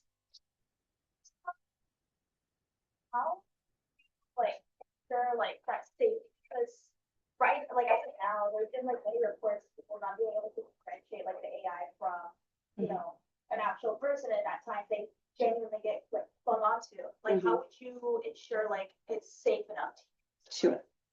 Just like mentally okay use, because like it's hard to, like reading is pretty hard, so it's like, how can you ensure like it's not to become unhealthy? Yes, definitely something for John to consider. Mason?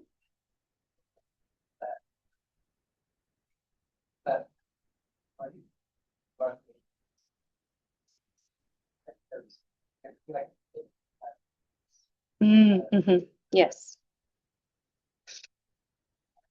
Yes. So accurate deceased records would be important. Yes. All right. There is a comment by Professor Russ Rogers. I'd be interested in the support mechanisms available in the application like this, since it could potentially create ethical concerns about mental and emotional health. This is a great concept. Technically, I think the addition of help mechanisms for users identified as potentially at risk would go a long way to create acceptance for its use. All right, John, a lot to think about. Thank you very much for your project. Appreciate it. So this does conclude the first half of our Student Innovation Project. I'd like to remind everyone that they can vote for their People's Choice Award by scanning the QR code. Again, kindly refrain from doing so until you've seen all the presentations. We will take a half-an-hour lunch break. We will reconvene at 12:30 with the remainder of the presentations. Again, thank you very much. Before everybody gets up, this is really insane. Is there anybody in here who can juggle? You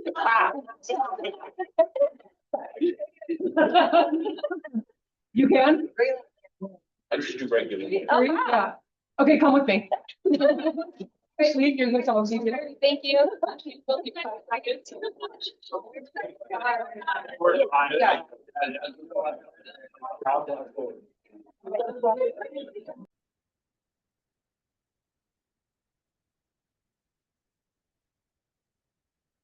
Hello, everyone. Welcome back to the Spring 2026 Student Innovation Project Showcase. We concluded this morning with our cohort of business technology, advertising, art, digital marketing, digital video, and ACS and AI. So thank you again for joining us this morning. We will continue with the remainder of our agenda. A friendly reminder that we are encouraging everyone to vote for People's Choice for the duration of the presentations today. You can scan this QR code, which will be demonstrated throughout the rest of the day, and you're able to cast your vote for your favorite.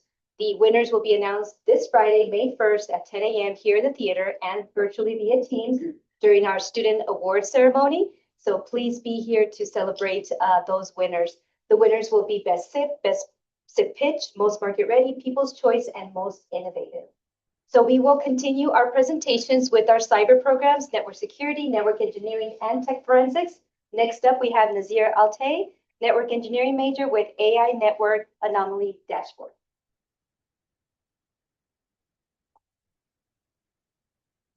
Every 39 seconds, a cyber attack happens somewhere in the world. That's not a dramatic exaggeration. That's a stat from a study out of the University of Maryland. By the time you finish watching this video, dozens of networks will have been probed, scanned, or breached. And here's the scary part. Most of the people responsible for protecting those networks are staring at walls of raw data trying to figure out which number out of those thousands actually means something is wrong. That's the problem I set out to solve. My name is Nasser and I'm a network engineering major here at UAT.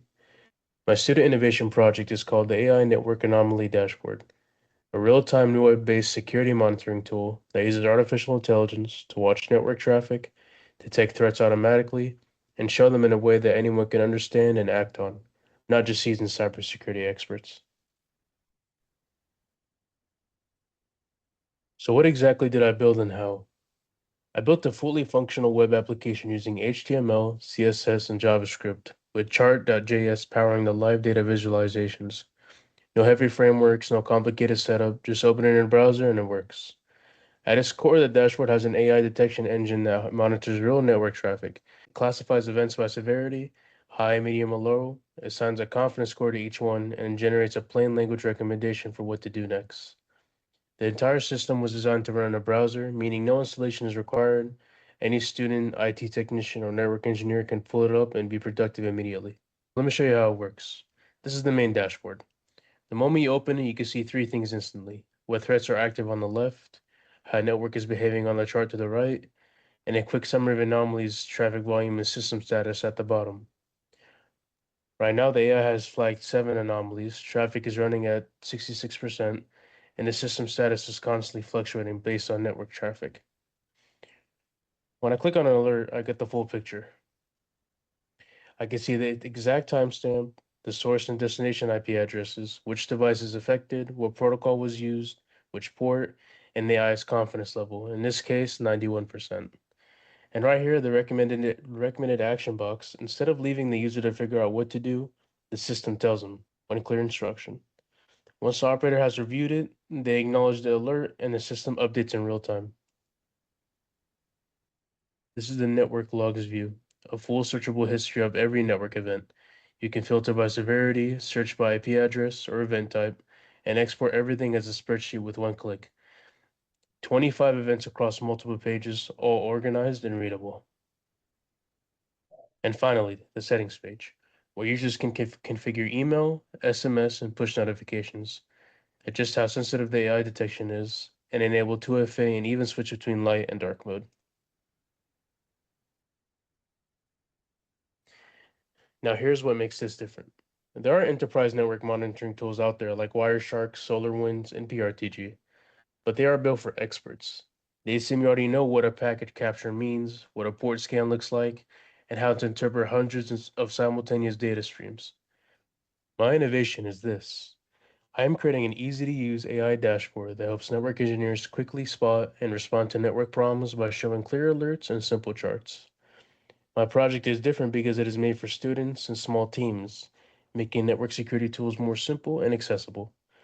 This isn't a stripped-down toy. It's a fully functional prototype that demonstrates exactly how AI can translate complex network data into human, readable, actionable intelligence. The gap between expert tool and usable tool, that's what I'm closing. This dashboard is built for three groups of people. Students like me who are learning cybersecurity and needing hands-on visual tools that make the concepts real. Small IT teams who don't have the budget or staff for enterprise-level monitoring software, but still need to protect their networks. And network engineers who want a clean, fast overview before diving deeper into technical logs. All three groups share the same pain point. Too much data, not enough clarity. This dashboard solves that. Remember that stat I started with? Every 39 seconds a cyber attack happens somewhere? The tools to fight back already exist. The problem has never been technology, it's been accessibility. If a student in a classroom can open up a browser and see exactly what's happening on a network and understand what it means and know what to do next, then we've made security something that belongs to everyone, not just the experts. That's what the AI Network Anomaly Dashboard is about. I'm Nasser, and this is my student innovation project. Thank you.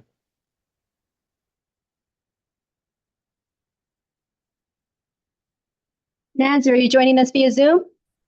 Yes, I am. Wonderful. How are you? I'm doing well. Great. Thank you for joining us. We have a question from Professor Rodriguez. Awesome. So this has been a really fun thing to watch grow.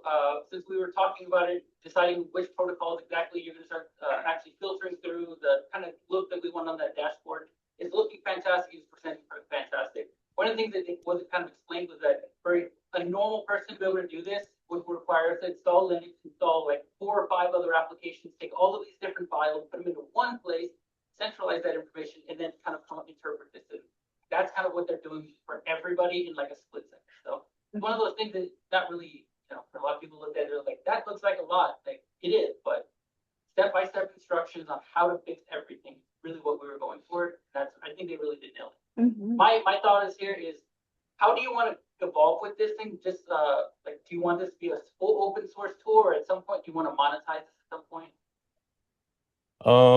So in the future, my target market is like small to mid-sized businesses and like educational institutions that need like affordable network monitoring.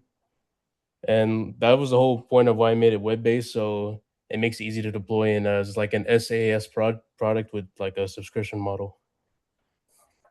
Very nice. Thank you. Dr. Bagodi?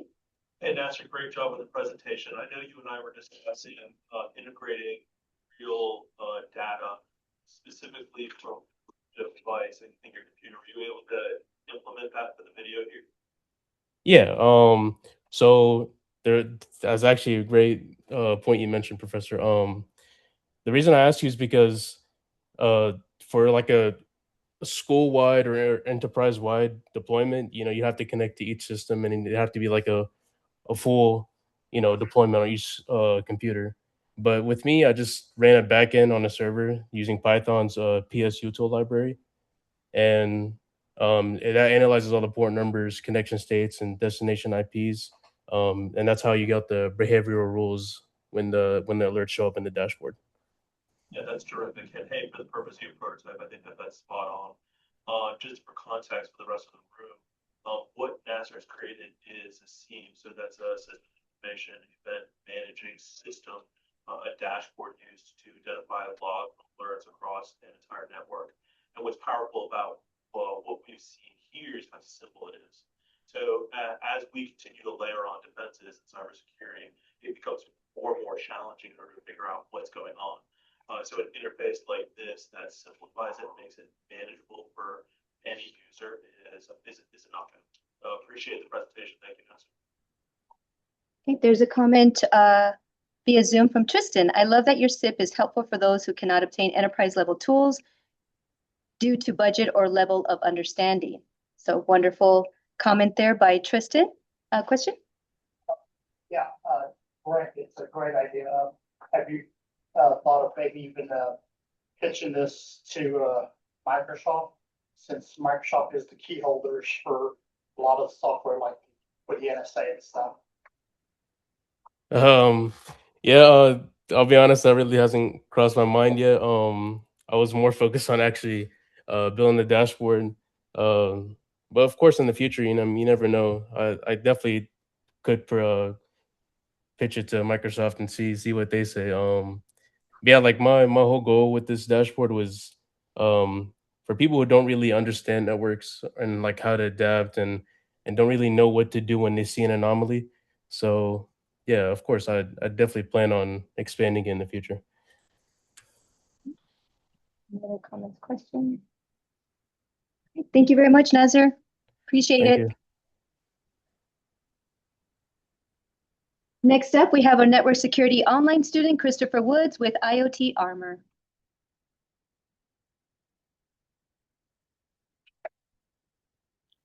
Imagine a scenario where you have a security camera or a smart doorbell that is intended to provide security for your home, only to find out that it poses a potential security risk as well.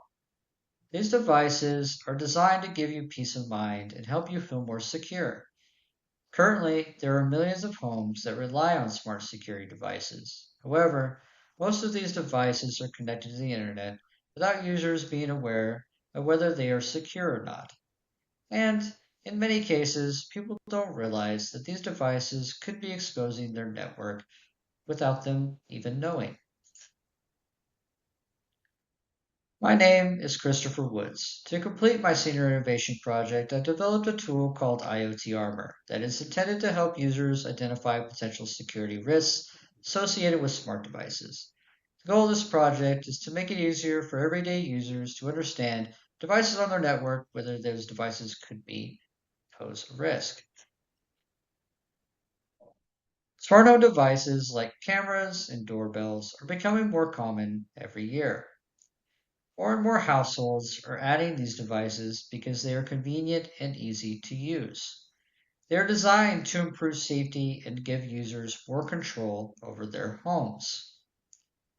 While these devices are intended to enhance safety and user experience, many people are unaware that they can introduce security risks if they are not configured properly. In some cases, these devices may be exposed to the internet without users even realizing it. This creates potential entry points that could be taken advantage of. Most people also do not have the knowledge or tools to identify all the devices connected to their network or understand the risks those devices may pose.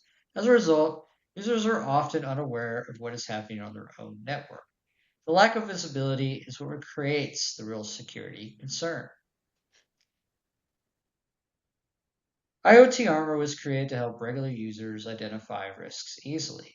The application scans your local network, detects devices that are connected, and checks those devices for possible exposure risks. While other applications may overwhelm you with too much information, IoT Armor displays it in a simple interface. IoT Armor works by scanning the local network to locate all the devices that are currently online and connected.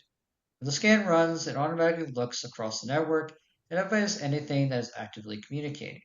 This includes devices like cameras, hubs, or other physical security systems that may already be connected without the user really thinking about them. It collects the necessary details about the devices, including network address or the individual device, and the creator of the individual device. Then it checks for any possible security issues at the services that are exposed and configurations that are unusual. For example, it can detect things like open ports or settings that may increase risk. It displays all the findings on a simple dashboard. Instead of overwhelming the user with technical data, The results are organized in a way that is easy to read and understand. The user can also export these results into formats like Excel or Word, which makes it easier to review later or share if needed. This allows for users to act on clear and organized information. Now let's see IoT Armor in action. After we've already told you about how it identifies and analyzes the device. So you can see we've already entered the IP address and started the scan. The dashboard displays detailed information on all devices that have been detected on the network, including type, manufacturer, assigned risk level. The recommendations page offers a tailored recommendation to increase security. And in the reports section, you can export scan results in Excel and in Word formats.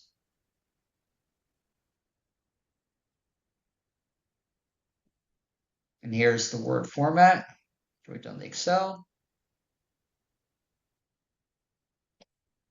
And then that's pretty much it for the reports section. We move on. IoT Armor helps solve an important problem by giving users visibility into the devices operating on their network. Security devices are put in place with the hope of improving safety. However, these devices may not be properly configured, which may cause harm. IoT Armor provides users with clear information and recommendations in a simple manner, helping them understand their networking devices in a better manner. The next time you decide to install a security camera or a doorbell with Internet of Things technology to ensure the safety of your home and family, remember that the devices intended to protect you may work against you. IoT Armor ensures that devices intended to protect you are protecting you. Thank you.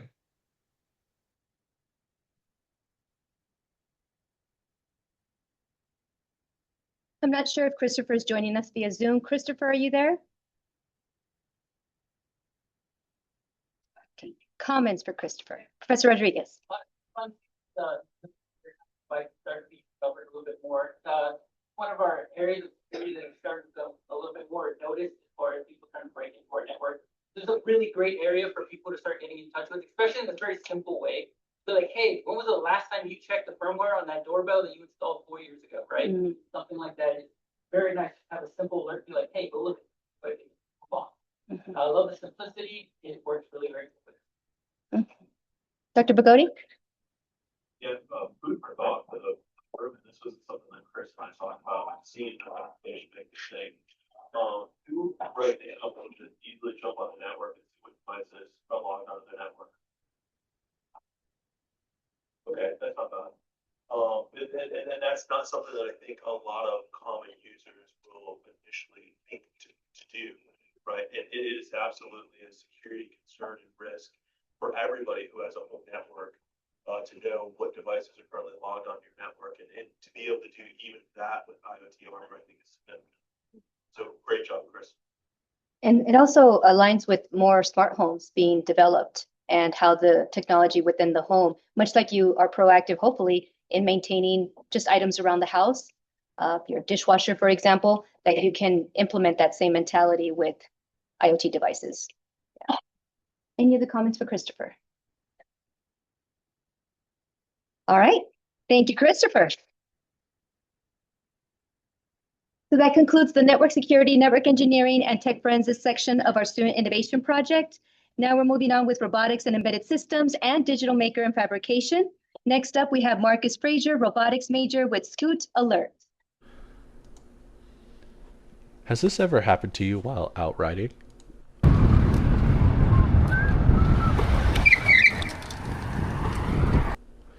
What about either of these situations?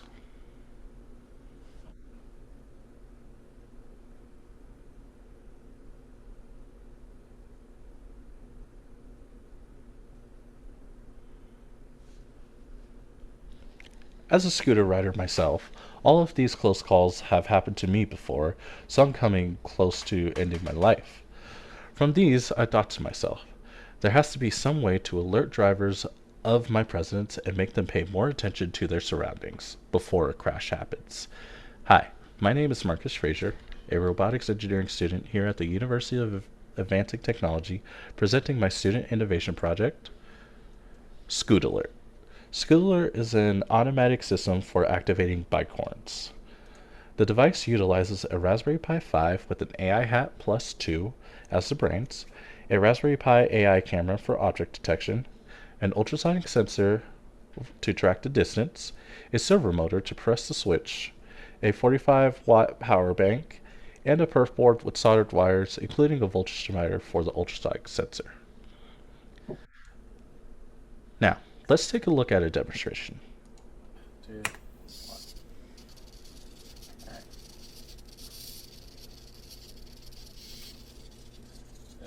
Here, changes, but it doesn't. Now we're going to go max distance, and hand again, nothing. And then back to regular distance, hand again, and nothing. Now, let me explain what happened in the video. The system is coded so that the servo turns when it detects the object. In this case, it is a person, and the object is within 4 feet as determined by the ultrasonic sensor. If either of these conditions are false, the system does not activate. As shown on screen, the green box is the AI detecting me as a person. Then I move the ultrasonic sensor to read at max distance so that when I put my hand in front of the camera again, the servo did not activate. As displayed by the diagram, everything is controlled by the Pi, with the external components powered by another external power source. This is the voltage divider I mentioned earlier. Because the Pi does take a lot of power to run, I did need an external 5-volt power source. This is still a work in progress, but proves the concept and how it can be applied to any horn. With more time and money, I would improve the servo code to remove the jitters, or just wire directly into an electric horn altogether. I would downgrade the AI model, as the AI Hat Plus 2 is beyond capable of simple AI detection, and thus draws significant power, which is why I needed the 45-watt power bank and the external power source. And I would clean up the wiring, as it does not completely fit in the box I made and would need to be more compact and to be mounted on a scooter or a bike. The code is also adaptable so that it can detect any object. So in this case, with the practical application, it would be a car. All I have to do is change it in the code, and the AI model is already trained on that. I'd like to give special thanks to Professors Prater and Professor Murray for all of their guidance and critiques throughout this project, to Gleb, Fiery, Antonov for the AI help and all the AI resources, and to Jeremy Dermarambil, who helped me with debugging the code in the final steps of this project. Thank you, and I hope you enjoyed it.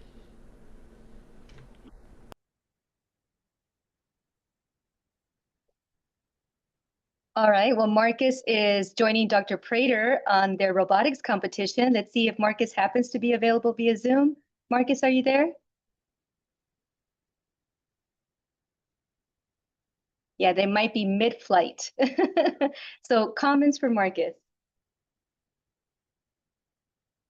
Yes. What is like preventing so there are some crazy drivers that go out of their way to hit like cyclists. It's sad, but they are there.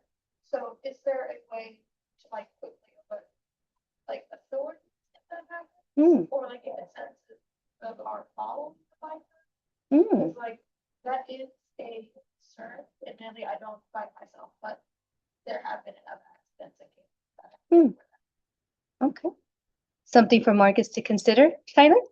Awesome project. Really cool to see this coming to life. Something I'm curious about. I believe I remember you mentioned had electric.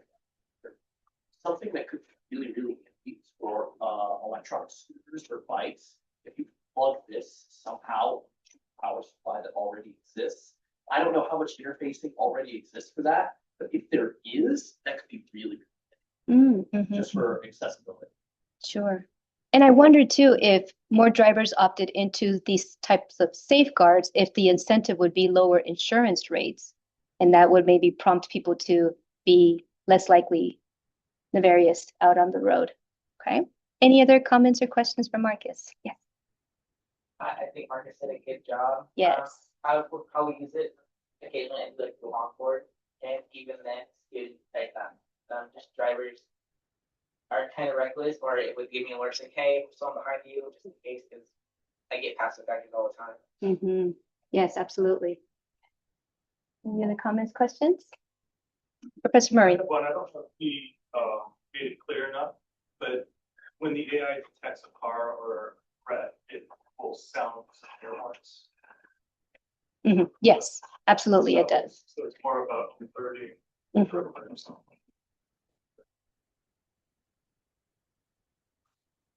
And speaking of the audio sound, I also wonder if Marcus were here, how the alert would incorporate just the sounds of the environment, perhaps an ambulance passing by or other noises, something to consider as well. All right, Marcus, thank you very much. Good luck at the robotics competition, and we'll see you when you return.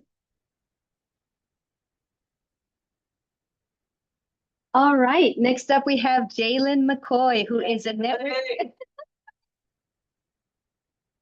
network security major who pitched his idea to robotics with Shine and Go.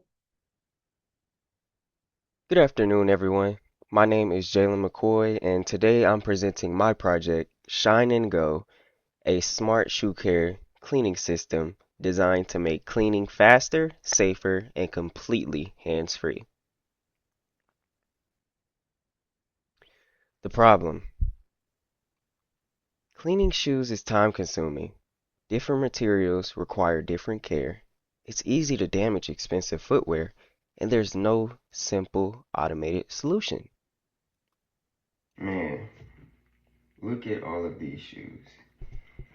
And they all need to be cleaned the same way. These are leather, these are mesh, these designer, just everyday sneakers, and they all collect dirt. Like, what am I supposed to do? Stand over the sink scrubbing for hours trying to get that spot out? No. And I can't throw these in the washer because I'm sure these are too delicate to even risk. I'm sure it'll mess up the material here. I have to worry about sole separation, wire damage. It's just so many factors that and I don't have enough time. Ugh. What if there was a way that I could just place my shoes into a device, press a button, and it handled everything for you? I've got it. Man. So, why it matters? And this matters because people are spending a lot of money on shoes. They wear them daily, which leads to faster wear, and poor cleaning can shorten the lifespan. On top of that, there's hygiene, odor, bacteria, things people don't always think about. Shoes hold a lot of dirt and bacteria, and that creates an odor. Inspiration. This project was actually inspired by my father's business, Shine and Go Auto Detailing, in St. Louis, Missouri. My father has been running the business for going on 16 plus years. Growing up around that, it showed me the importance of proper cleaning, attention to detail, and most importantly, how to conduct a business. And I wanted to take that same idea and apply it to something I care about: shoes. And also, too, every time I go to the mall, they stop me, and you know exactly who they are. It's a core innovation. It's quite simple. This isn't just about cleaning. It's complete shoe care in one system. It combines cleaning and sanitation into one automated process. So this part is the prototype. I've been working on motors, brushes, and control components to simulate how the system would actually function. This is more a proof of concept to show the idea working. Here I have the L298N for the motor, TT motor drivers, a ESP32, and the nylon brushes on the side that are interswappable. The solution is Shine and Go, an automated shoe cleaning system that uses brush cleaning along with the steam sanitation, which is great for disinfecting and removing that bacteria. The goal is to make the process completely hands-free and efficient. Here is the actual sketch that I did. As you can see, I have 3 brushes on each side for each shoe. That way it can get the bottom and both sides left and right. This gives a full overview of the system, from the cleaning process to features like smart detection, multiple cleaning modes, and safe handling for different materials. Everything is designed around making the process simple for the user. How it works. The process itself is simple. You insert your shoe, the system analyzes the material and dirt level, selects the best cleaning mode, and then the brushes and steam and cleaning sanitize the shoe. At the end, you get a clean, refreshed result.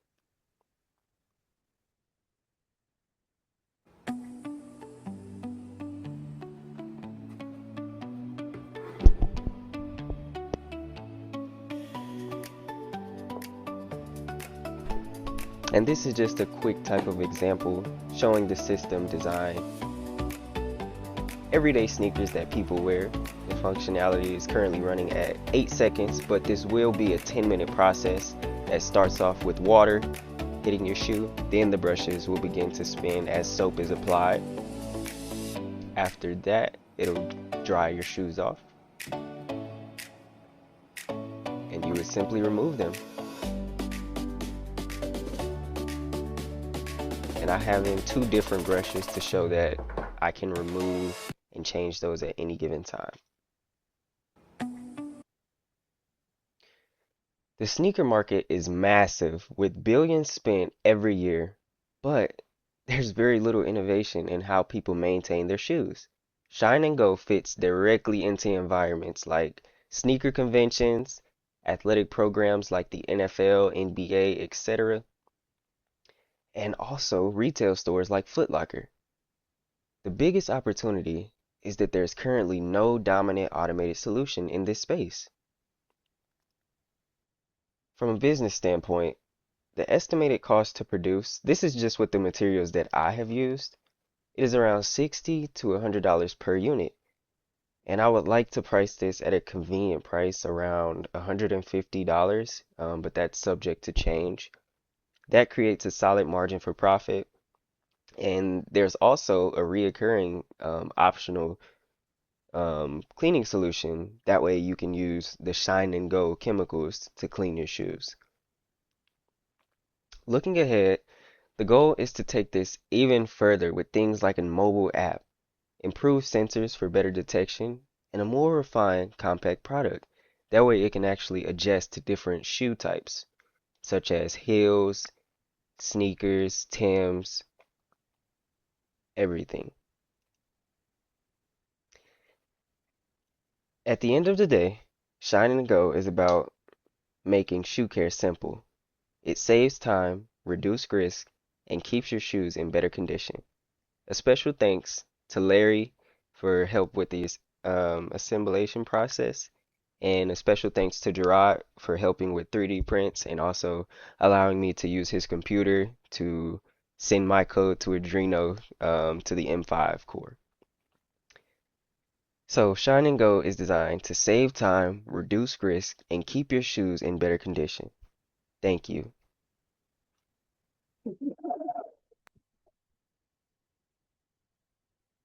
Wonderful job, Jalen. I first want to acknowledge that he's a network security student pitching his idea to robotics, and that is not an easy feat. All right, so questions and comments. Dr. Bogoti. Okay, so I'm for on Shine and Go Cybersecurity. Tyler? Oh, awesome job. This looks amazing. Two small things. One, you said like you plan to include like obviously water and soap for properly cleaning shoes. Did you ever consider consider like how you were going to make sure that water didn't get into any electronics? Just something to think about with future prototypes. And then second thing, I see like you have a lot of big ideas and a simple prototype. How did you manage to scope creep? So for your first question, for like the electronics, mostly on the bottom, it would just be like the brushes, so it wouldn't be like actual wiring, so that wouldn't get damaged. That would be like more so on the bottom layer.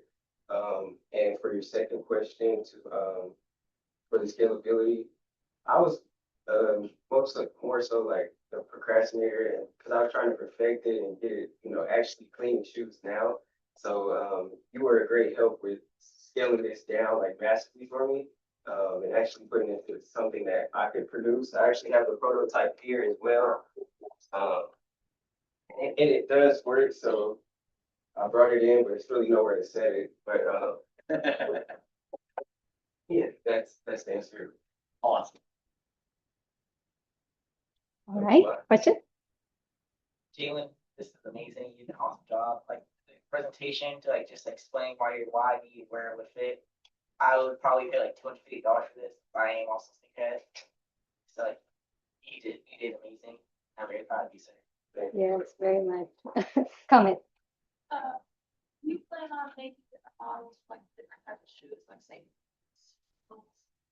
that sort of stuff, and as well as interchangeable stones. I'm pretty sure can use like water or leather, metal material, like different types of soap and all that. Yeah. So the goal for that, I would like for this device to be able to adjust to different shoe types. Like as I mentioned in the video, it would automatically like scale down, like the brushes, it will come down to a certain size for the type of shoe that is inserted, and that will be detected with the camera. So the camera will be able to sense if the user doesn't know itself what shoe they're inserting, it'll automatically detect that. And then for what was your second question? Would there be interchangeable like washing materials like with Yeah. soaps? It would just be kind of like an all-purpose, because for shoes like suede, it would be recommended less water. That would be interchangeable on the interface. It would select how much water you would want. Kind of piggybacking off of the brushes, would that be something that the user would change out, or is it just literally the machine would cycle through different sizes of brushes? Yeah, my goal for it would have been for the brushes to all be included into one. But thinking about it, I kind of want the user to do something. So they will be magnetic, and you'll be able to change them for each shoe. It'll tell you what brush to use on the interface, or after you insert the shoe and start the cycle, it'll say, change it to a soft bristle brush or a harder bristle brush. I do want to share some comments via Zoom. Chris says, honestly, I would definitely need this as someone who gets clowned for messing up white sneakers often, especially since the cleaning kits I've seen cost an arm and a leg and still aren't as effective.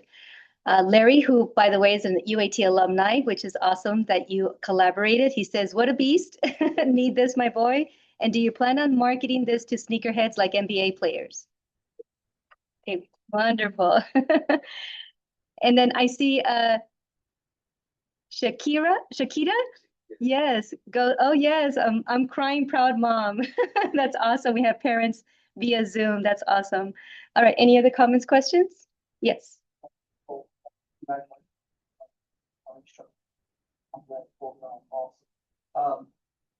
Suggestion one, a mesh on the bottom, so that the water doesn't sit, has a place to go.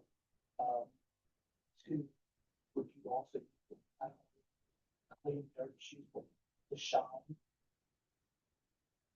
That is something that I thought about. To shine shoes, that would be great, but there would be no water included in that method. It would just be the brushes spinning very lightly, applying a light coat of whatever cleaning solution you would like, and it would coat your shoe with that shine. So, yeah. Awesome. And one more last comment in Zoom. It says, Daniel, if this was going to market, now I'd be buying. All right, congratulations, Jalen. Well done.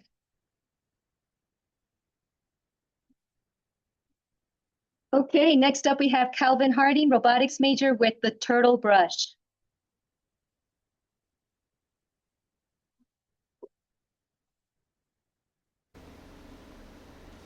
The Turtle Brush by Calvin Harding.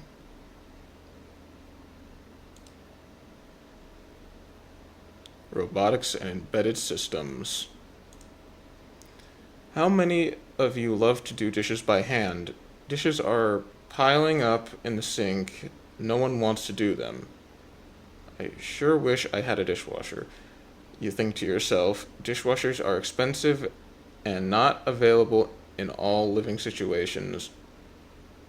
Maybe you are older or have some physical challenges that make washing dishes by hand difficult. Ownership of dishwashers in the US is about 89% in higher income households, but only 36% in households earning under 40K. Cleaning and safe dishes should be clean and safe dishes should not be determined by income. Improperly washed dishes pose significant health risks that can cause foodborne illnesses from bacteria like E. coli and Salmonella. These illnesses can be unpleasant but also deadly, which is scary. About 1 in 4 households include a physically challenged person. Some challenges or age-related issues can result in the inability to properly scrub dishes thoroughly enough to get rid of bacteria. My name is Calvin Harding, and I have created the turtle brush for just this situation. The turtle brush is like a Roomba, but for dishes. This dish cleaning robot will do the scrubbing for you. The Roomba exists to clean floors, but there is no robotic solution to clean dishes safely without a dishwasher. Well, that was until the turtle brush will do just that. I use tools to create the robotic technology. What? I use tools to create this robotic technology using parts and processes in an innovative way to solve a common problem. Robots do not have to be just like the ones we see in sci-fi movies and futuristic stories. They can be used to solve everyday problems like washing dishes. Dishwashers are expensive, harmful to the environment when discarded, and they use a lot of energy. This is a video of 2 of the motors working.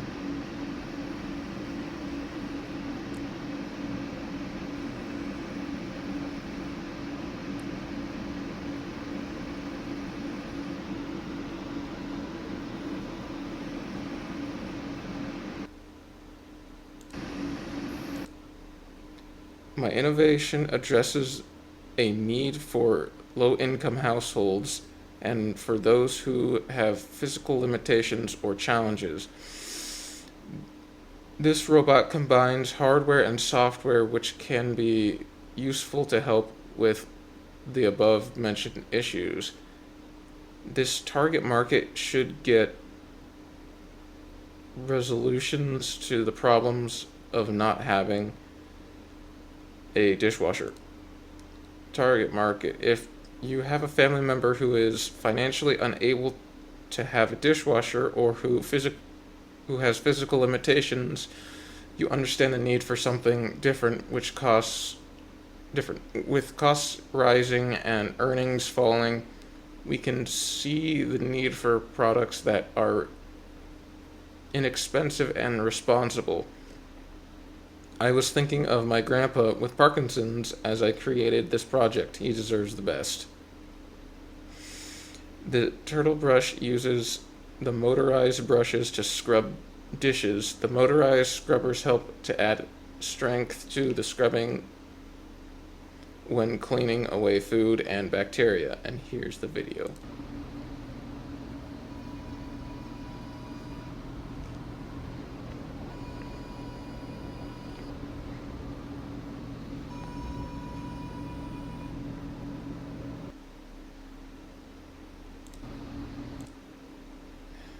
We all have to be involved in solutions. Products that are inclusive are a step in the right direction. We all deserve access. We need to make every single thing accessible to every single person with a disability. Stevie Wonder. And that's the end of my presentation.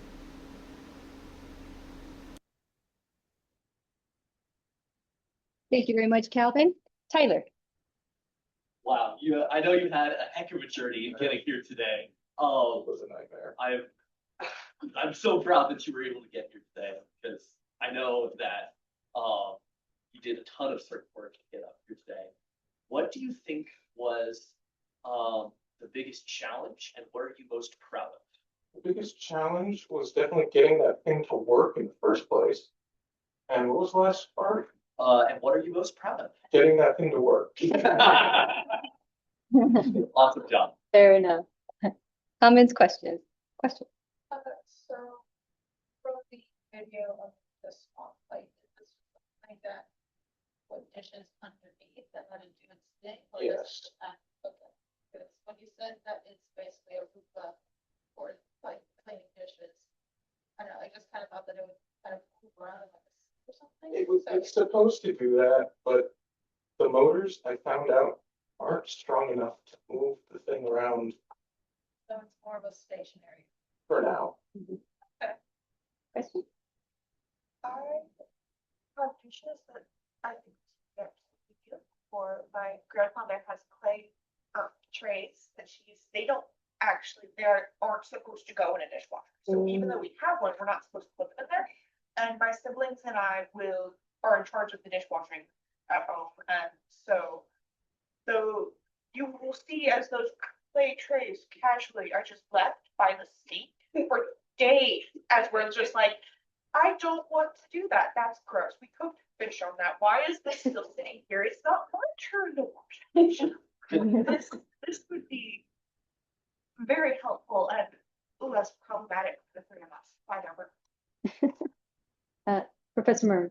So you were pointing down, do you have it here? Oh yeah, it's right here. And it can technically work. Not to put you on the spot, turn it on. Okay. Yeah.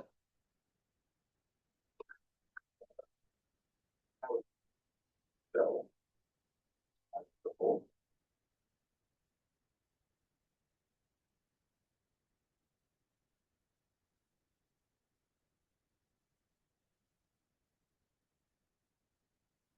a few of the motors are stuck to the brush, but that's going to get fixed in later versions.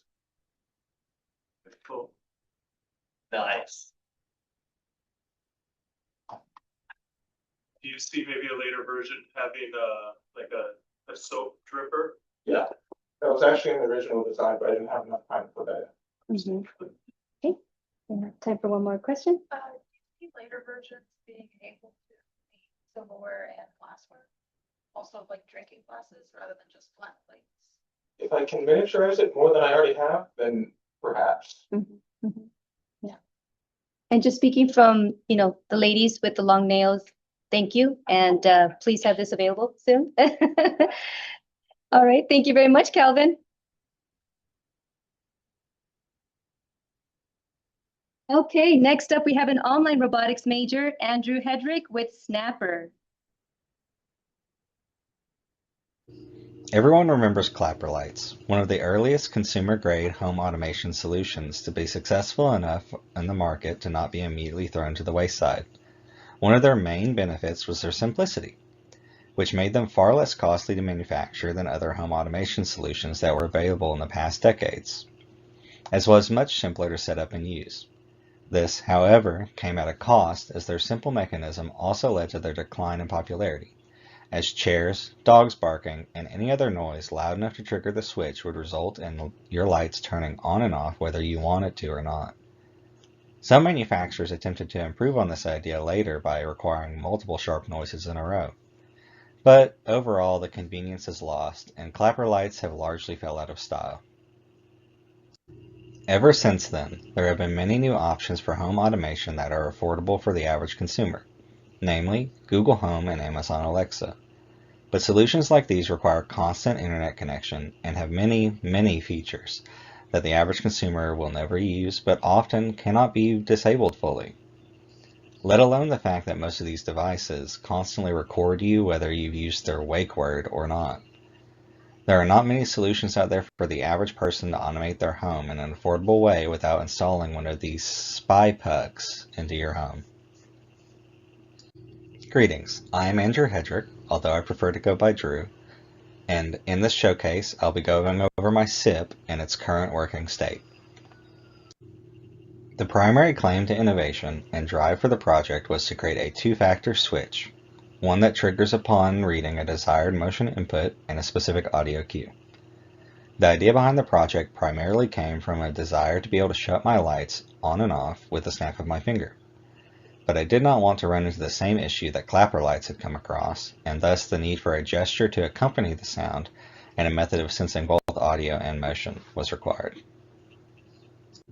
The final result of this effort has been a Windows application that is capable of taking both motion input and an ongoing audio stream in order to trigger a digital light switch in the program that then communicates with the smart lighting of my room so that it may then issue commands. This application works with Kinect software, so any used Kinect or other motion capture device capable of running Kinect software should be able to be used as a sensor for this program. The two-factor approach keeps this triggering much more consistent than the average clapper light. In this video, I will demonstrate the functionality of the application, along with a small debug window to help check the skeletal tracking. As you will see, I will turn to the device as it begins tracking and raise my arm, which triggers in the program a search through the audio stream to measure for a sharp increase in volume, which are typically in line with actions like snapping or clapping.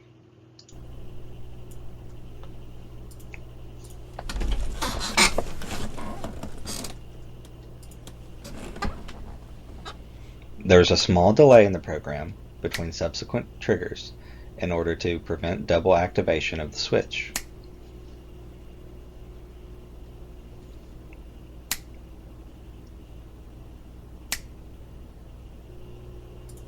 As you will see, any action that results in a sharp enough sound while the arms are raised high enough above the shoulders will activate the trigger.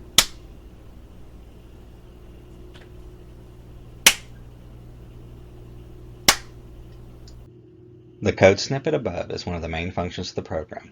After the skeleton and audio stream are initialized, and the audio has been converted into a set of integers, the following code triggers upon a user raising their arm above their shoulders to a specific degree, in which the program will begin listening to the audio for a sharp increase in volume, which will allow the switch to activate. Despite the clunkiness of the Kinect firmware, the Kinect works excellently even in low light conditions for tracking the simple gestures needed for this particular kind of application. Snapper makes it a snap to control your lighting in an easily accessible and locally ran way, without having to worry about anyone else listening in, and without the need for anything other than your local connection to communicate wirelessly with the lights.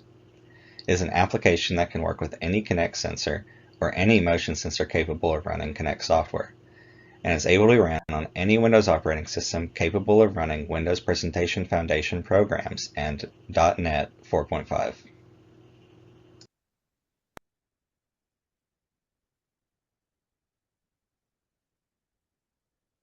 Not sure if Andrew's joining us via Zoom. Andrew, are you there?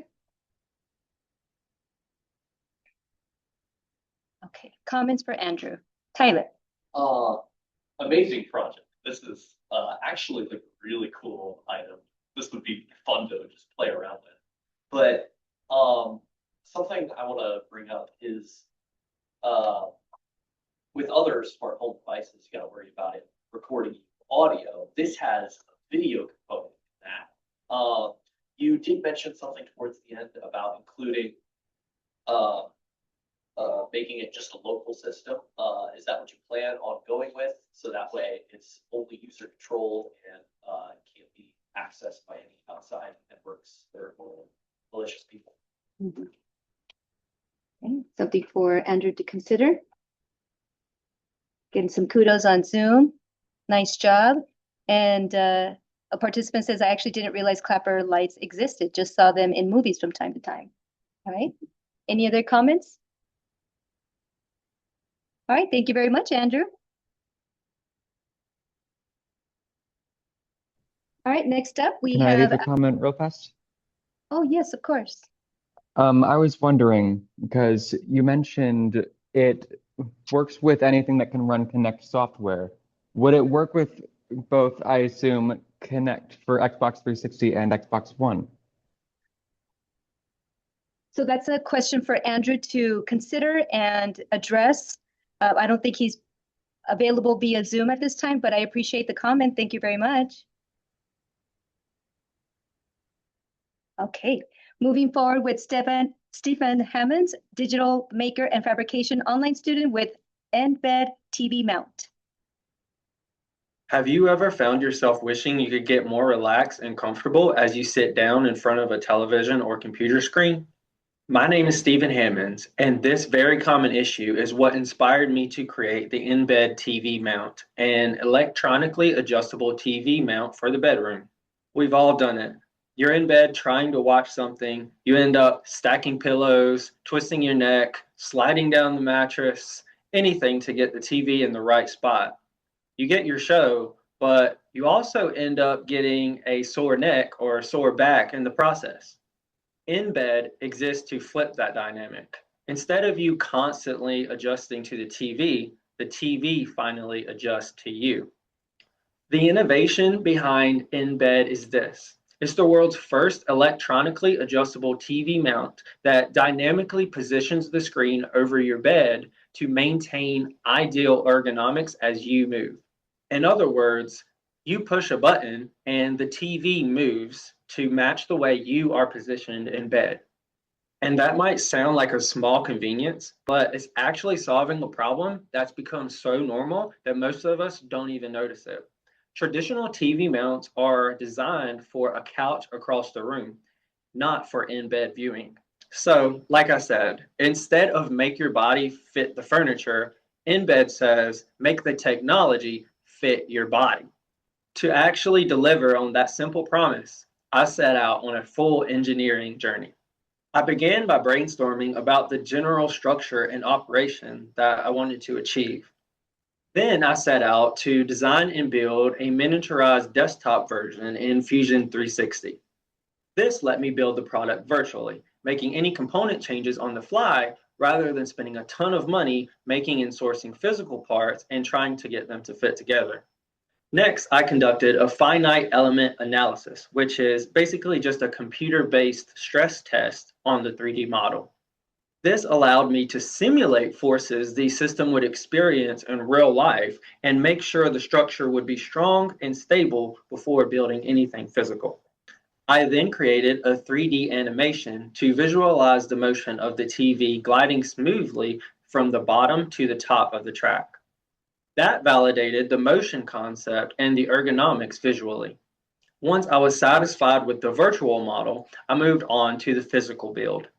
The digital maker department at UAT was super helpful here because they printed and shipped all of the components I needed because I don't have a 3D printer. Thanks, guys. So I got all of the 3D printed parts and super glued them together, which gave me a stable structure with a carriage that could smoothly roll along the track by hand. But I still needed to connect a motor and electronic system to power the motion of the carriage in order to complete the project. I decided to do that with an ESP32 microcontroller based circuit and a variety of components. Then I wrote the firmware, which is basically the instructions that tell the system how to operate. And after getting all of that fine tuned and in working order, I mounted my phone as a test screen and voila. Today, the project is fully finished and functional. What you're seeing here is the complete Embed TV mount prototype. All of the original evaluation goals have been met. Notice how it starts and stops smoothly, stays stable on the track, and keeps the TV in a consistent ergonomic position as it travels.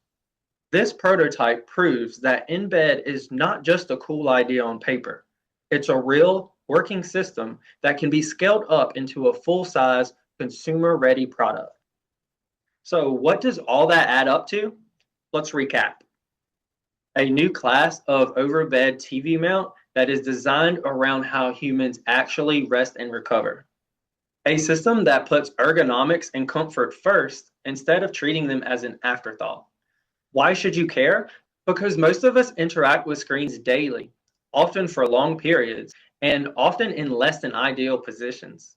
For everyday relaxation, long-term recovery, or accessibility needs, InBed shows how a thoughtful blend of mechanical design, digital tools, and electronics can make a very ordinary experience watching TV in bed much better for your body. So let's return to where we started. The next time you're in bed, trying to get comfortable, stacking pillows and twisting your neck just to see the TV screen, imagine a different experience. One where you lie how you want. You sit up as much or as little as you want. And with a simple press of a button, the TV glides into the perfect spot over your bed so you can settle into a comfortable viewing posture. That is the purpose and promise of the in-bed TV mount. My name is Stephen Hammonds, and this is my completed student innovation project, the in-bed TV mount, an electronically adjustable TV mount for the bedroom.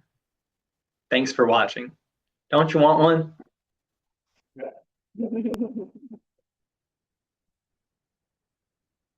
Not sure if Stephen is joining us. Stephen, are you in Zoom?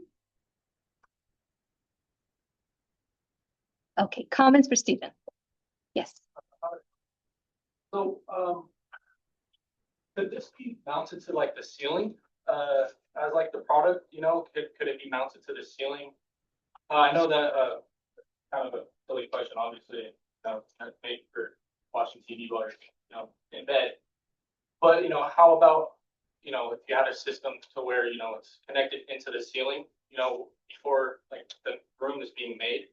Oh. And, maybe, I mean, it doesn't have to be like that. You could obviously implant it into the ceiling, but could you do something like that? Like, would it be accessible like that?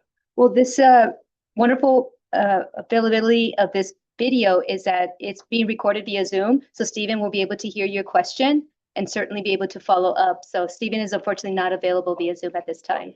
Professor Murray? I've got a question that I can, or a comment, and I can also help answer that. I worked with Stephen quite a bit on this throughout this time, and getting to see this evolve, and really happy to see that it got to that working prototype. Is pretty cool. Yes, for your question, it would be. He's got some rails, like little rails that would get mounted. You can mount it to the ceiling or to your bed frame. So that's pretty cool. The question I had, it gets a little bit creepy because it'd be kind of nice if when you adjust, it automatically adjusts. You've got a system watching you while you're in bed, which gets creepy, but there's a way to not make that creepy. Yeah. A nice feature. Maybe just like motion sensor rather than visual feedback. Yeah. Tyler? I could see this actually really being helpful for people who are sick or recovering from injury. I had some times where I was recovering from some surgeries and I had to be in bed for like weeks at a time. And that can get pretty uncomfortable. And whether I'm in like a hospital bed or at home, it would be nice to be able to have this so that way I can be a little bit more comfortable as I'm trying to adjust, figure out how I can feel a little better about being through. Even like assisted living, those would be additional recourses for this. Question? If you were to implement that, would there like a momentary delay so it doesn't like track if someone goes into an adjusted their height? Because that would be very annoying if I'm lying in bed and a family member comes in and the TV lifts up to be at their height instead of just staying where I'm at. Yes. If you were to go there, I'd imagine. It's true. Something to consider. It even aligns with the comment on Zoom from Daniel, who says, how does this assign priority to someone's position if there's more than one person in the bed? So yes, definitely considerations for Stephen. All right, thank you very much, Stephen. All right, we're moving on with another digital maker and fabrication online student, Jonathan Coleman with Sky Factor Customized Mouse. Have you ever sat down to finish a masterful art piece, or complete that report you've been needing to, or dominate the game that you love so much? The situation kind of goes like this. You sit down, you're ready to go, you reach out, and there's that little nagging feeling. Your computer mouse just does not feel right. Your pinky doesn't fit well, the scroll wheel is in the wrong location, and the mouse is a little too small to fit comfortably in your hand. And just like that, your focus is broken. I'm Jonathan Coleman, and my innovation will help you keep your focus. This is the Sky Factor mouse, a truly custom computer mouse designed to form fit to your very unique hand shape.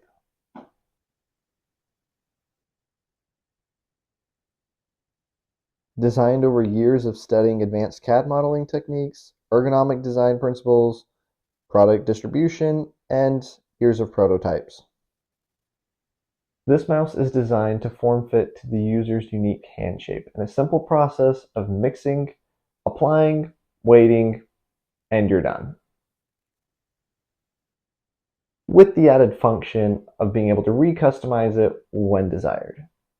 Unlike a traditional computer mouse with extra hinges and sliders to make it customizable, which drives complexity in the build and increases cost due to parts, my design combines the organic form and the mechanical into a seamless ergonomic design that is pleasant to the eyes and very functional. The mouse starts with a hard form that houses all of the electronics inside. Every button works and is ready to use as is. The mouse contains several negative cavities with slots to hold on to a special two-part putty.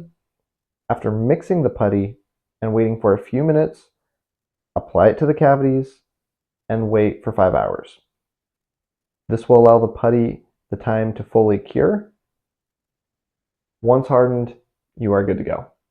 And don't worry, this putty is completely food safe and safe to handle with your own hands. The inspiration for this came when I wanted to reimagine what a computer mouse could be like, and after going through several myself and never finding the style that I wanted, my first idea and prototype was to come up with a hand model where someone could take a picture of their hand with a measuring stick next to it and have their hand in the hand shape that they would find comfortable, and then to take those measurements and then create an accurate CAD model to their customization. Problem with this is a hand model is very difficult to get correct, especially in some of the parametric CAD modeling softwares, and no one really knows what they want until they can really feel it. That and the time commitment per model was very high. This is when I reached out to my dad, a former student of UAT. We decided to get in our VRs, go to a whiteboard room, try out some new software, and to brainstorm ideas. One idea that we came up with was to ship clay to a customer, have them model a mouse that they found comfortable. Clay would cure, they would ship it back. We would then LiDAR scan it, upload that mesh file into some parametric CAD modeling software, play around with it, try to figure it out, create a custom mouse, send it back to them, and then hopefully they would enjoy it. Some of the big hiccups we found with this problem was the double shipping requirements, the complexity of it, and it didn't scale easily. Our solution came down to creating a predefined hard exterior shell where all the necessary hardware could be stored and properly function, and then have several negative cavities where a rubber or a clay could be applied to create that custom feel and grip around where any of the fingers would touch. What I decided to settle on was a slow-on Equinox 40 putty. It's a two-part putty you mix together. Within 30 minutes it begins to cure, and within 6 hours you have a fully cured rubber that allows you to have a custom grip that feels well and nice in the hand. This is that mouse and my innovation, a new spin on an object we use almost every day and never give a second thought to. So if you're tired of your hand cramping up after a lot of use, or arthritis acting up, or even just want something that feels good, this could be your next mouse.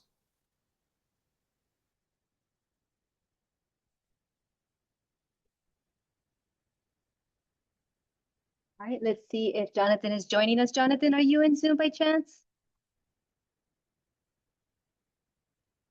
Okay. Comments for Jonathan? Press Murray? Yeah, obviously Jonathan's not joining us, but I'd like to know, how long have you been using this kind of mouse and what kind of benefits? Any notes, feedback you would yourself on Also, 2 generations of UAT grads. It's pretty cool. Pretty cool. Any other comments, questions? Well, more comments, Tyler? Also, like, it's also an amazing project. I'm curious to know how you plan on building the initial chassis of the mouse. If you plan on 3D printing or injection molding, just how you plan on that. Okay, some considerations for Jonathan to look over after this recording. There is a comment, this is so awesome. I am sorry if this was already mentioned. Are there any known allergens in the putty? It is an amazing idea. So certainly something for Jonathan also to consider. He did say it was safe to use skin to skin. All right, thank you very much. Jonathan. All right, next up we have one last presenter before we take a short break. We have an online digital maker fabrication student, James Patton with Marchi. When rigid tools and posture demands don't match human anatomy, the result is pain.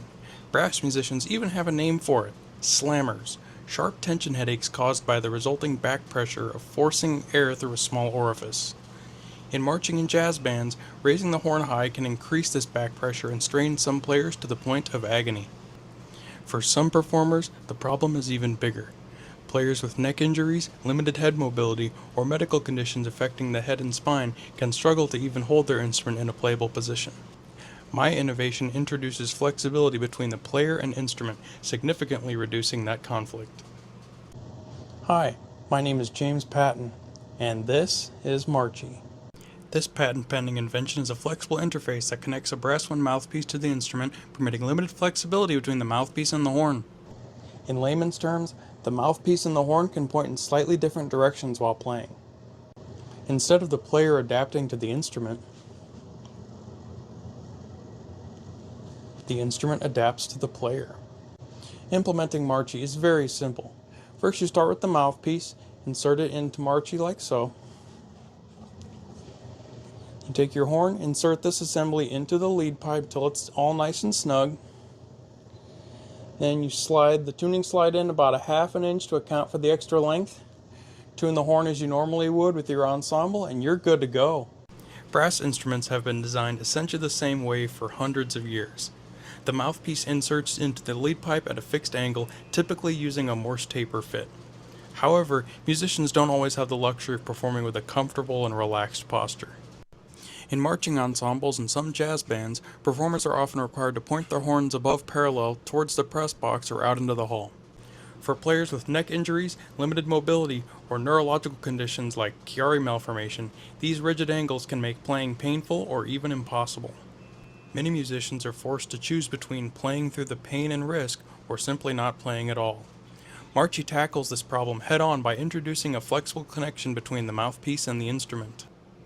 Marchi is designed using digital 3D modeling tools and prototyped using modern additive manufacturing, commonly known as 3D printing. The key feature is the flexible material interface that allows controlled bending while maintaining the seal and acoustic quality of the instrument. This flexibility allows musicians to play more comfortably while maintaining performance quality. Because flexibility introduces durability challenges, the design must withstand repeated movement without failure.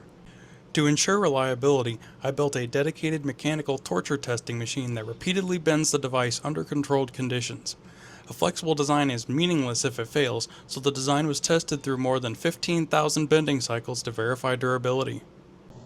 Now I'm sure you may be wondering, how does this affect the sound? Will it make me out of tune? Don't listen to me, listen to the results.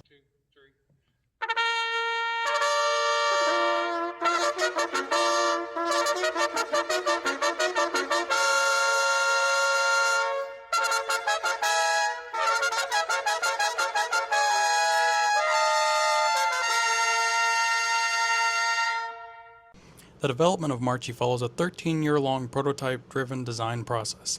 The very first iteration was built from a 410 shotgun shell, cut in a certain way and taped up with duct tape as a means to get me through high school with fewer slammers. Concepts and prototype designs were produced in Autodesk Inventor, and the first 3D printed prototypes came over a decade later. Numerous prototypes were tested for size, flexibility, fitment, and sound quality. Feedback from local professional musicians and performers helped refine the design into a minimum viable product. What I am offering is a new interface between a brass musician and their instrument. The device installs easily between the mouthpiece and instrument shank without requiring any costly, permanent modifications to the mouthpiece or instrument.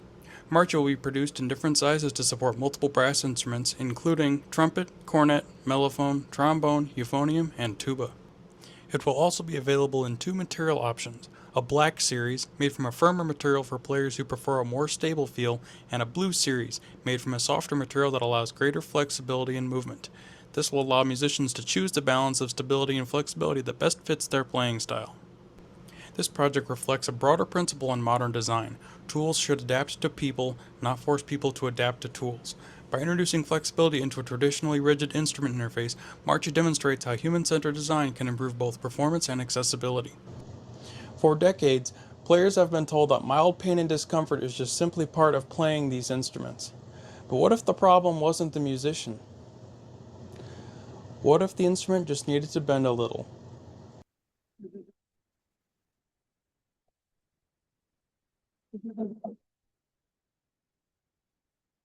Excellent work, James. I see you're joining us via Zoom. Hello. Thank you for joining us.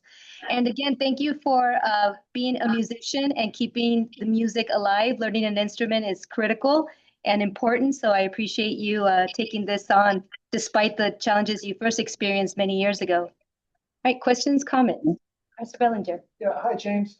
This is really just incredibly elegant and simple. My question actually is this already being marketed? Looks like you had branded it and everything. So what phase of that? It seems like this needs to go to high schools and colleges immediately. So I'm currently in the process of moving my business and moving my manufacturing operation, but I'm going to be putting this on into my Amazon store and onto my Etsy page and onto other digital marketing websites, as well as taking it to several bandmasters conventions here locally. And what will it retail for? Honestly, I know that musicians gear is a little cost prohibitive. I don't want to market it for more than like $8. Wonderful. Professor Murray? Hi, James. Great project, great presentation. Thank you. My question, I know you've got quite the 3D printing setup going on. Have you thought about casting them in silicone to speed that process up? I looked into silicone. It's a little too soft for what I'm attempting to do. I'd have to combine a couple materials in order to get that to work.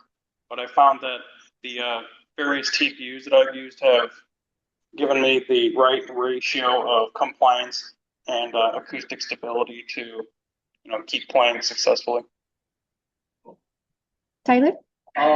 Amazing project. Also, would you also think about selling the 3D file? How long does it take to print one? I print everything in large batches just for consistency. It honestly takes about an hour and a half to print one, but I prefer not to sell my files. Fair enough. There's several comments in Zoom. Professor Sharon Bowman says, woohoo, James. Shay says, James, amazing job.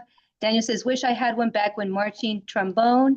And Marta says, wow, what a brilliant invention, James. You solved a serious problem. Hooray. Any other comments, questions? Right. Excellent job, James. Well, congratulations. Thank you guys so much. Okay, this concludes the second portion of our Student Innovation Project. We're going to take a short break. Take a 20-minute break. We'll resume at 2:10 with Game Art and Programming, along with the remainder of our projects. Thank you very much for your time, and we'll see you in a bit.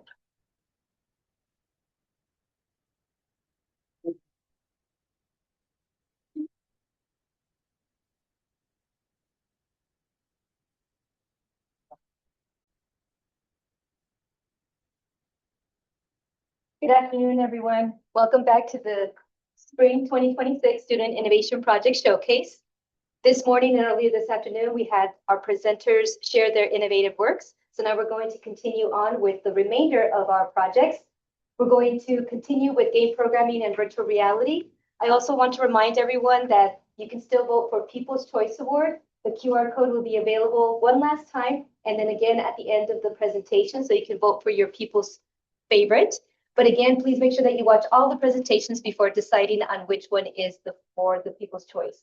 You can also join us this Friday, May 1st at 10 a.m. here in the theater and live via Teams, where you'll learn about the SIP Showcase winners, including Best SIP Pitch, People's Choice, Most Innovative, and Market Ready. So we'll continue on with our game design, game art, game programming, and virtual reality presentations. Next up is Natalie Caraway, game programming major with X-Bloom.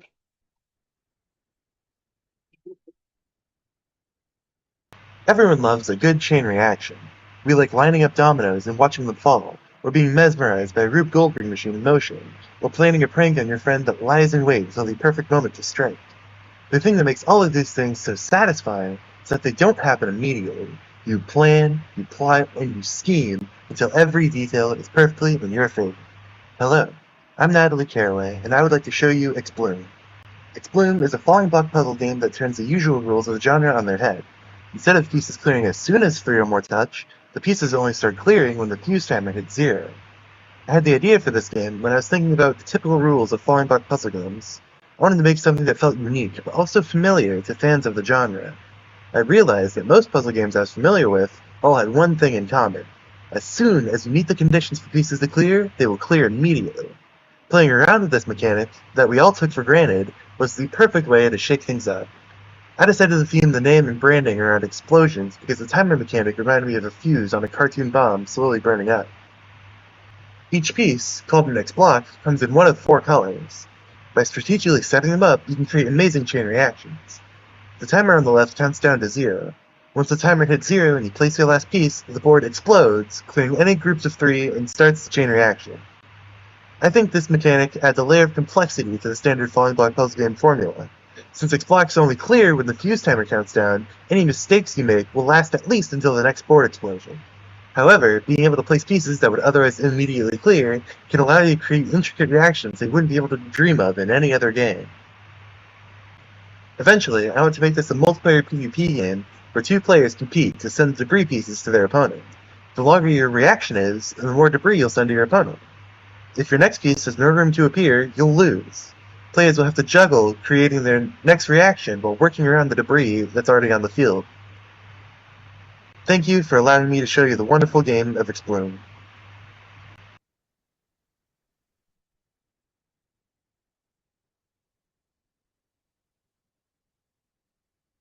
Hi, Natalie, I see you're joining us via Zoom. Welcome. Hello. Hello. All right, questions for Natalie. Professor Margaret. So great job with the presentation. I like what you did there. That was fun. So how finished is the project, right? So is it in what platform is it on? Do you have it on PC? Do you have it on mobile? Are you able to push it out? Actually see, what happens when you have it finished and put it on sale? How far are you into the project? I just have being able to place pieces. I have what's in that footage basically. So do you have an intention on doing more? Yeah, absolutely. So what's your plan on that? I want you to commit right now. Okay. I guess one of the first things I thought of actually was a plans for a story mode, similar to the Puyo Puyo games if you've ever played those. It obviously it wasn't one that I focused on here. I need to focus on the actual game, but I do have plans to not only include the multiplayer mode from the presentation, but also include a story mode that allows you to get used to the mechanics, I guess, as somewhat of a tutorial. Yeah, no, good job. Appreciate it. Just keep working on it. Any other comments or questions for Natalie? Yes. Well, people are gonna love this game. Is it Professor Raylan? Cool game. It's the simplicity where it really comes in, right? Because that's probably the biggest thing to do, right? With carbon OLED. Just because how simple it is. But you know, I'm an art guy. I like cool visual. So hopefully you have some stuff for that because that's gonna be like the real thing that sets it apart. Just having really cool visual. But other than that, awesome. Any Yeah, I other, definitely plan to give the visuals another pass. any other comments, questions? Oh, Devin. Yeah, so I really love the concept in using like a timer to signify that, okay, something's going to happen. In having that being a mechanic.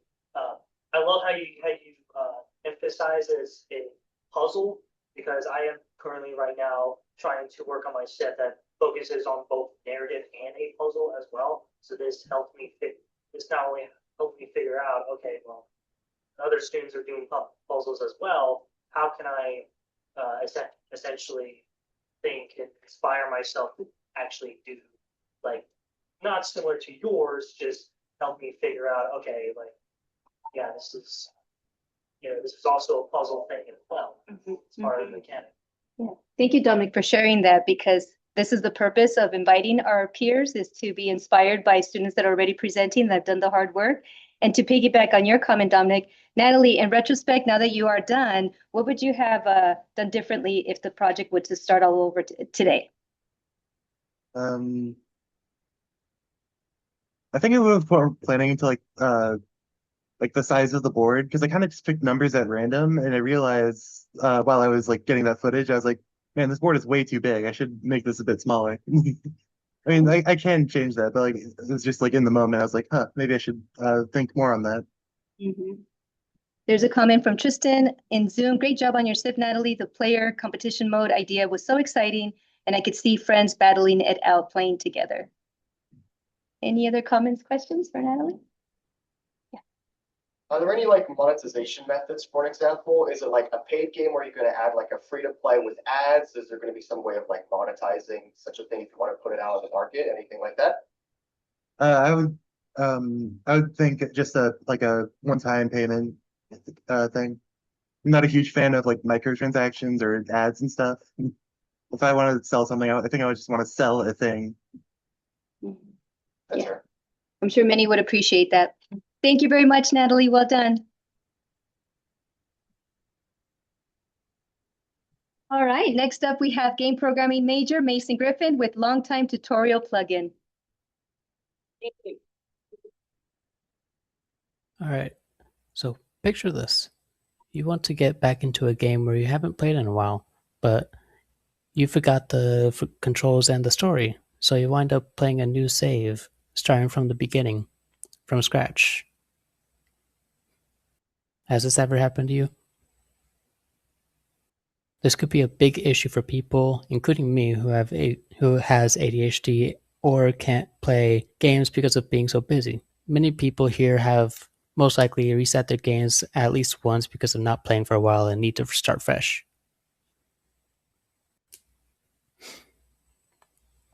Well, I have the solution for you.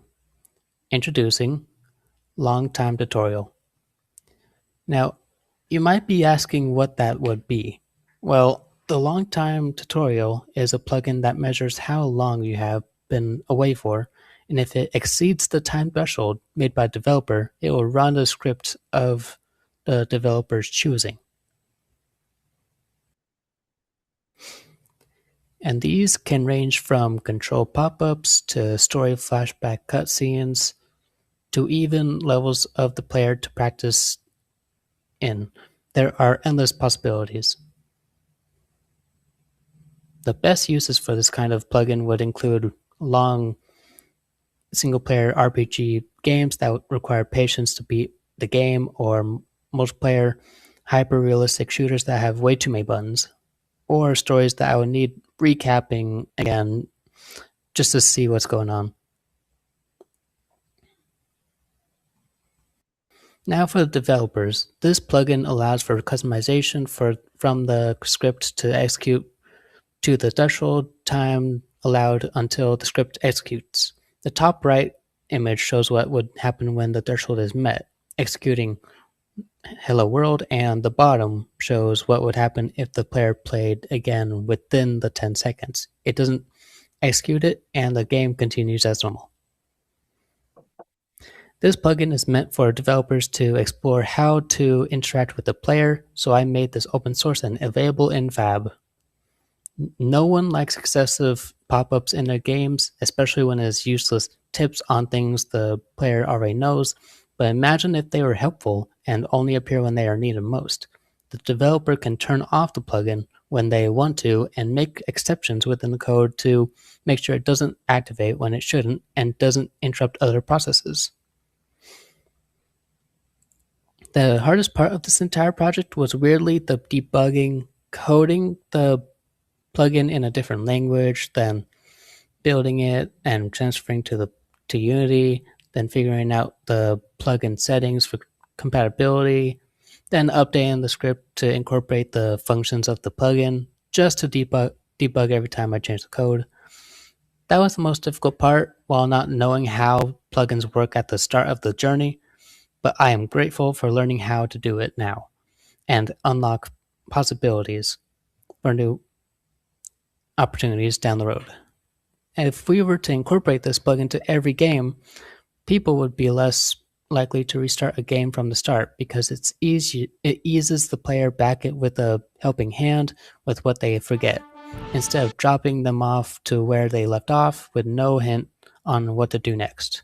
This would most likely take effect when they launch the game, so they can have the option to do a really quick tutorial and relearn the buttons.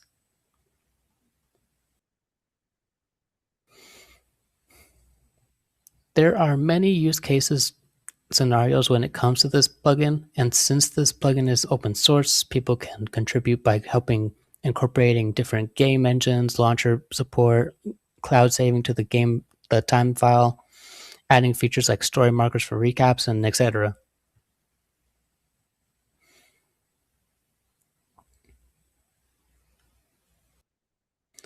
And these are my website links. If anyone's interested, they'll be up for about 10 seconds.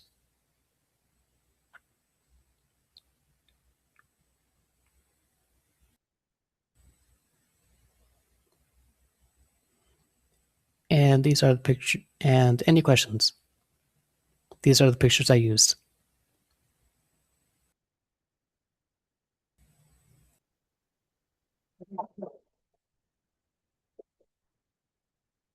All right, Mason, well done. But Dr. Henry. Yeah, so I'm gonna ask you a question that I know the answer to, you know the answer to, but it really helps the audience really understand what's going on here and all of this. So one of the big parts of the innovation is how you're using it as a plugin and not just as a direct script. So kind of like talk to us a bit about like what language is your plugin written in? What language does Unity use? And what did you have to do because of the differences between us? So the plugin itself uses C#, while Unity uses C++, and it was a little difficult trying to convert them back and forth because I had a template when I was first making it. I had a template for a prototype, so I had to convert all that to C#. That took a while, and what was the second part of your question? Sorry. Oh, just tell us more about that idea that you had to write, the Unity version of C# and you write a new one, C++, get them to talk to each other. What hurdles did you run into? What problems? Mainly just the bug on like which part was the issue. Like if it was the plugins issue with code, if I export it and then use it in a script, or if it was Unity had a problem for my C++. Because I didn't know like which part was causing the issues or which part like wasn't running correctly, and yeah. Any other, Mr. Marker? So we had two videos back to back by programmers that were visually good looking. That's not supposed to happen, right? You guys don't have that skill set, so I don't know why that happened. And that was good. Second, yes, I have had this exact experience with Batman Arkham City. It's like I hadn't played it in like 2 months, and I'm like, I don't remember it. I got to start from the beginning. So, I understand that exact thought process. You didn't demo it in the video, so tell us like how far, like what did you get done as far as any of the programming and the stuff from the actual plugin so far? So what I've done so far is, well, this is only available in Unity, so I can't. Sorry, I lose my train of thought. But yeah, it's only available in Unity because I only that amount of time to make it, so I can't do it in Unreal because, well, I didn't know how to make a plugin at the start, so it took quite a bit of time to create it. But now that I know, I could possibly be making a Unreal Engine version. No, not possibly. You will, right? And that's what you want to say. I'm going to do it. I'm going to make that plugin. I like that. Do that. And that's also why I'm making it open source, so that people can help with the project, and still it's free on Fab. Nice. There's a comment in Zoom from Michael. Great idea. I developed a game 2.5 years ago and I tried to play it the other day and I cannot remember any of the controls. I actually had to go look at the code so I could figure out what keys did I use because I couldn't remember what brought up the key layout. Good idea, great work. And Natalie says, I restarted games so many times because of this problem. I'm pretty sure I would be able to get through the backing if games use this plugin.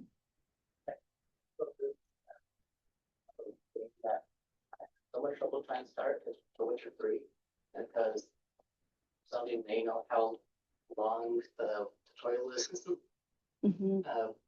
But yeah, that's one of the examples, including Fallout and what else? Yeah, like War Thunder 2, which has like way too many buttons and changes for some reason. Okay, Jensen? So Indie plugin is the core of the innovation, but what inspired that innovation in the first place?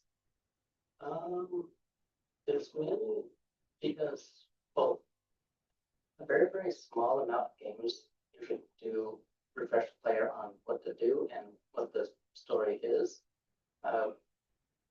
Like Far Cry Primal refreshes on the story, but the reason I made a plugin it was to make it available for everyone, every single developer that uses Unity. But that was basically my inspiration because of, and Dr. Hugh also made an example for, I think it was a game called Monkey Island, which refreshed the player on the story. But yeah. Since you mentioned that you were like, you could possibly do this in Unreal, is it going to be like a C++ script or a blueprint? Are you not aware about that? And also, are you going to go for like other engines as well, like Godot or like some other engines like that, or do you just want to stick to Unreal and Unity? I'll most likely go for more game engines since now that I know I code it, I'll be able to convert it to like Unreal Engine scripts, awesome. Maybe blueprints, because that's a whole other thing. But Godot too, just have to convert to that kind of programming language. And maybe go from there. That's great. Thank you very much, Mason. Well done.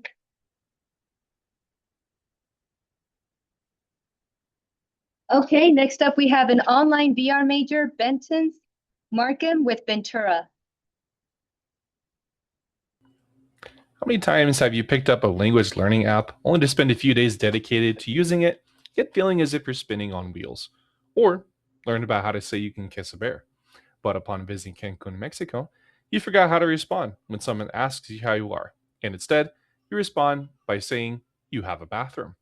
I'm looking at you, Duolingo. My name is Ben Markham. I am the lead developer of Ventura, and Ventura is a limited open world exploration experience of a young man named Juan, who, due to his years spent in cryotherapy, has amnesia. As he explores the world, he reconnects with a culture and language that he once knew. Help him as you explore together to reconnect with his roots and hopefully find others that are still out there in the world. Really, when we think about it, what's the problem with language apps nowadays? Ventura specializes in bringing together two key concepts that help accelerate and concrete learning in a language that many apps and programs lack. Two things. One, they lack meaningful lessons that have immediate real world application, often teaching words or sentences that you wouldn't use in a daily setting, as we made light fun of earlier. Two, they are absent of attaching meaning and significance to the language. With this being said, Ventura is sent to be available on both standalone VR headsets and desktops. And while bringing modern art and gameplay, it remains relative and compatible to the average user's PC specs or VR headsets. With this being said, though, now that we know what's lacking, how is Ventura different? Ventura helps the issue by connecting the importance of culture and the impact that that has on learning. As Juan grows more experienced in his journey, he, with the help of his trusty new friend and AI device, Juan's growth and experiences become yours. You learn the language again with him, building confidence as you tackle puzzles and conversations that help you unlock more of what the world has to offer. Your curiosity and drive to learn propels you in the game, and you progress the more you play. The more you play, the more you're rewarded and reinforced with conversations and vocab crucial to daily settings. Let's shift gears real quick though. Take a look at a portion of the demo from Ventura's first level. Upon waking up, player navigates outside of the room and they make their way to the learning room. You're able to look and interact with objects that by intuition help you immediately start learning the basics of Spanish. For example, emotions, conjugations, body parts. Upon finding a computer that needs your help to download it to a tablet, you grab the tablet and unlock new modes of exploration and learning.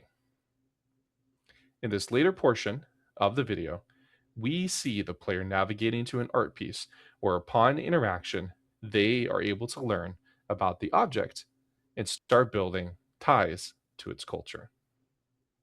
Combining these two aspects, cultural and language, one is able to better master the language. So let's talk about that though for a second. Gamification in language learning is a defining principle of Ventura. According to a study by a company called Eleno Paula, which is a company that helps teach Greek through media for all ages, success in gamified learning needs more than surface level engagement to assess knowledge retention. Studies show gamification can boost retention rates by up to 70%.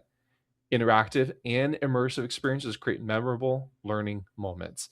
Key tracking elements in gaming learning environments include, listen to these three things here: completion rates. Learners who finish a course increase when content breaks into manageable gamified modules.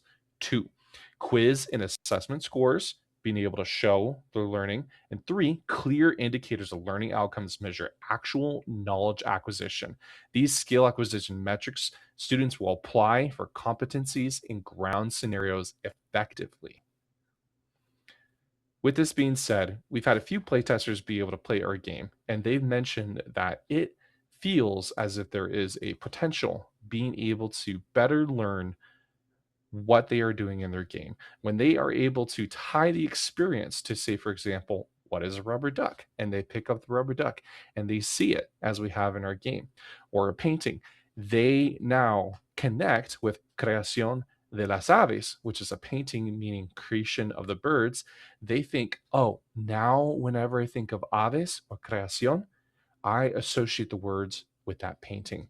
And they said that it makes it an easy way for them now to be able to remember.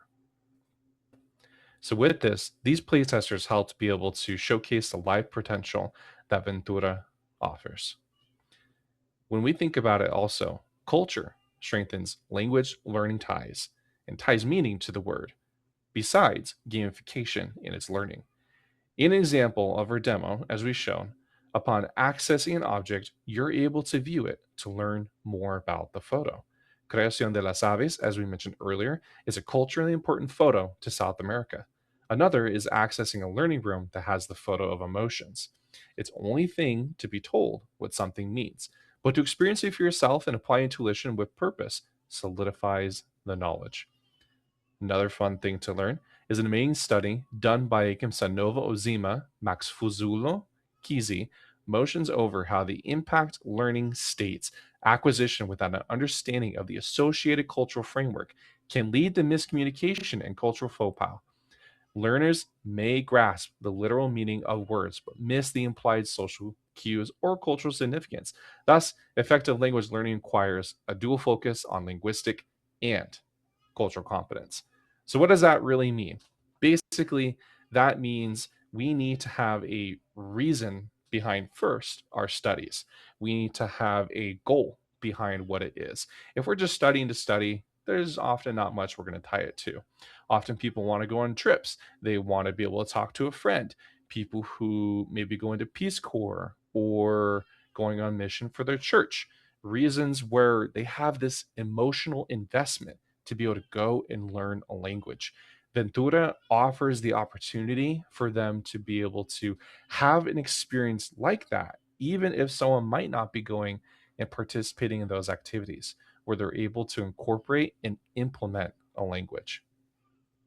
Past, present conjugations, the emotions, daily conversations, the 20 most important verbs, learning about culture of South America, food and activity. These are the type of things that we really want to be able to bring to you so that after finishing the game, you have a full and deep understanding of the Spanish language. Ventura really does showcase the innovation through its language based learning with cultural immersion, connecting the player with more than static examples and words to memorize. Players tie their learning to memory, curiosity, and engagement in the story. So, what are you waiting for? Keep out the cumbersome applications and programs. Are you ready to one day play?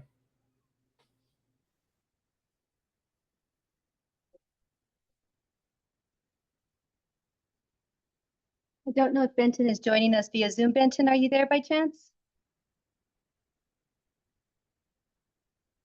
Okay, any comments for Benton? Professor Rayler.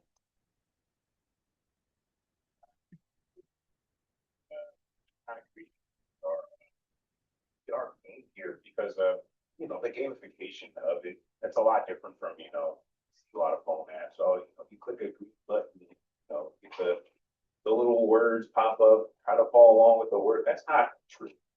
Yeah, it makes it a little less, but this one is like actually bumping it up. But I want to I'd be interested in learning what kind of things you kind of pick up to make sure you got this sort of information down, coding wise, art wise, more stuff like that. I'm just kind of interested in that sort of stuff I picked up. First, Martha. So Benton, I'm surprised I didn't see kids running around the background like I normally do when I'm talking to them. I was going to ask you, to explain like the process and all the iterations that you went through, because we've done a lot of talking on this, and I think the end result is pretty awesome, because I think maybe it was a month and a half ago I was talking to him about this. He didn't have any of this. He did this all in the last month and a half as far as the content goes, and you definitely showing your skills with the set design. With the art and things like that. And I think that you're definitely, this was a lot more of an academic, even though the concept is academic. You want people to learn. A lot of times we'll see students do that and they don't think about playtesting and proving that the idea works. They don't talk about all the logic behind it. They just go, oh, I have a thing that makes you learn. And you actually spend a long time talking about those things. So I appreciate that, because again, remember, when you're going through SPEs like us, what is my expertise in, right? Game and education, and you're making a game and education, right? And so it's like this where it's at. And I think you did a good job of kind of breaking down the small parts and explaining the important things of where the learning comes from through the cultural significance, through the everyday living, right? It's the immersion concept. That's where like a VR, AR really gets into things. It's the immersion aspect. And I think that you did great with that. So good job, Benton. Mm-hmm. Professor Green. Yeah, kind of just going off of that comment, this really reminded me of this topic in neuroscience called salience. And when you're rehabbing somebody with like a brain injury of any sort, depending on how vested they are in the physical therapy, drastically increases their recovery time. Mm-hmm. And I think Benton did an awesome job really pointing to this like emotional investment you are in your learning can help you learn that and keep it, retain it much faster and much more efficiently. So I think really knocked that part of the project out of the park. Yes. Jensen? I would also like to commend Benton on projects. It's a really great idea to combine the learning of both culture and language. There's somebody who's been studying Japanese. Japanese has very strong cultural ties to a lot of its grammar rules. There are different conjugations for the politeness of verbs. And without a cultural context, that remains very abstract to people learning the language. And I'm very confident that remains true for basically every language.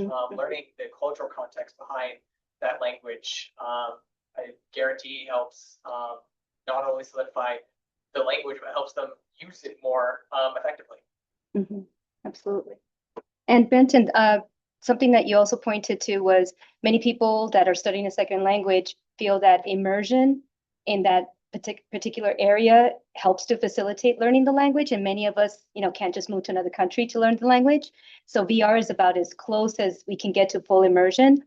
And something to also consider is there's a lot of studies that talk about how to foster neuroplasticity, which is, creating new synapses in the brain, is when you do something completely different, something that the brain has not undergone before. So even if you're just trying to learn a new language, not fully being fluent, but even just the attempt helps you to, increase your critical thinking skills. So it's something you may want to consider just because we, work in a very technological savvy industries. And so when you're learning a second language, it helps with that critical thinking ability. Dominic? Yeah, so I like how you presented this whole thing because it kind of has a little tie into like what I'm planning to do for next semester coming into SIT2. And I love how you emphasize the whole the cultural aspect of it. It's not just learning the language and then just speaking it. You're also learning the cultural like dialects as well. And I feel like that is something, and especially I think that's what I'm missing. Essentially with my innovation is trying to actually get into the more cultural aspects. Not only that, but also try to go from forward as well as instead of just having it be puzzles or riddles and things, maybe you can make connections based off of like what you're seeing, the cultural otherwise. Absolutely. Okay. Felicidades, Benton, en tu presentación. Continúa de ser tu presentación bien profesional. Thank you very much, Benton. Okay, our last presentation, Brian Denef, online VR student with Mediation Aura Visualizer.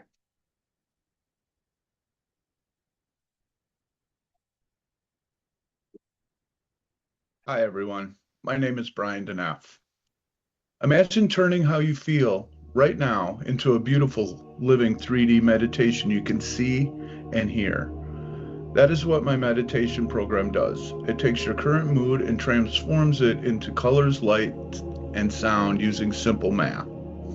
RGB color theory and the natural rhythm of sine wave and frequencies. Here's how it works step by step. You start with 4 glowing orbs, slowly orbiting a central sphere in the middle of the screen. Each orb represents one part of your day and has its own vivid base color. Mood, orange, stress, red, sleep, blue, activity, green. You click on an orb and set a slider from 1 to 10. 10 means this feels very strong right now.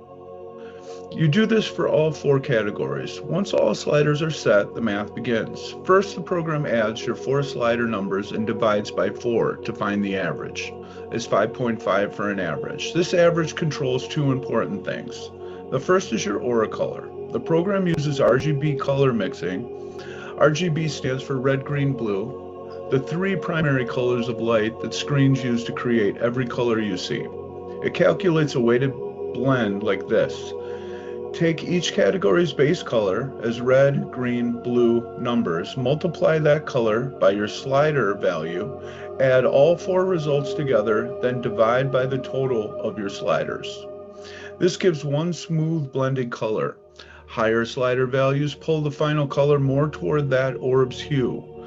The big central aura sphere lights up with your personal aura color. The second is your frequency. The same average is turned into a frequency between 220 and 880 Hertz with this simple formula. Frequency equals 220 plus average minus 1 divide by 9 times 660. Here's why each part exists. We start at 220 hertz because it represents a very low, calm, grounded state, what you get when all sliders are at 1. We subtract 1 and divide by 9 to turn your average, which goes from 1 to 10, into a clean fraction between 0 and 1. This is called normalization. It simply says how far along the energy scale are you. We multiply by 660 because 880 minus 220 equals 660. This stretches the 0 to 1 fraction across the full desired range.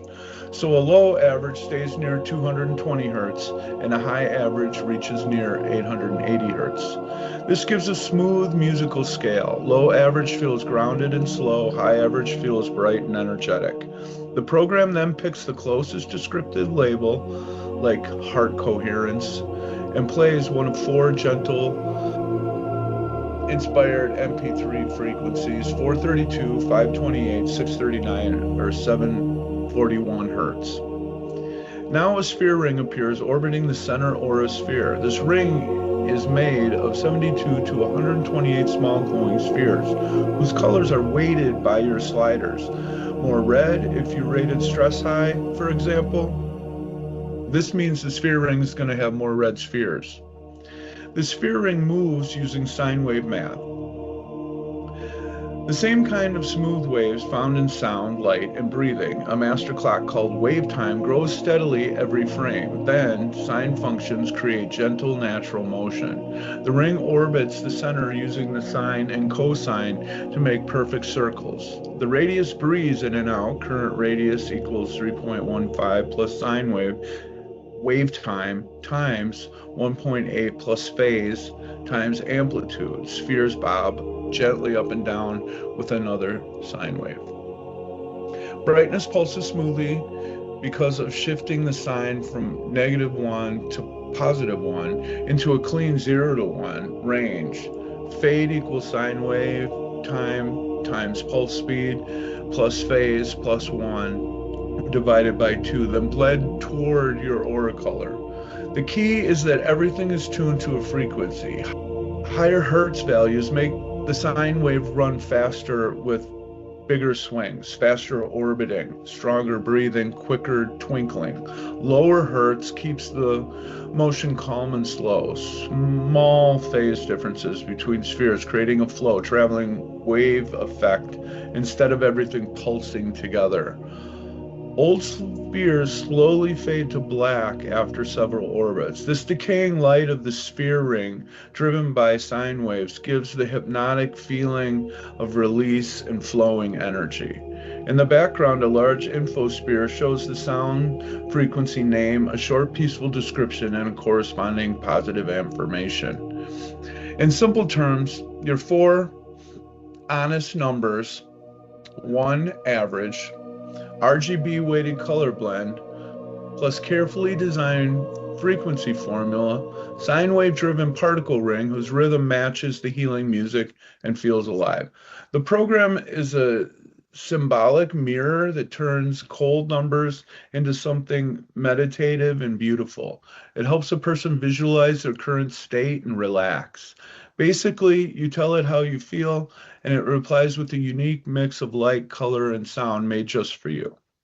A gentle breathing pulse on the central sphere reminds you to breathe slowly, and a golden reset orb lets you explore it again at any time. Thank you.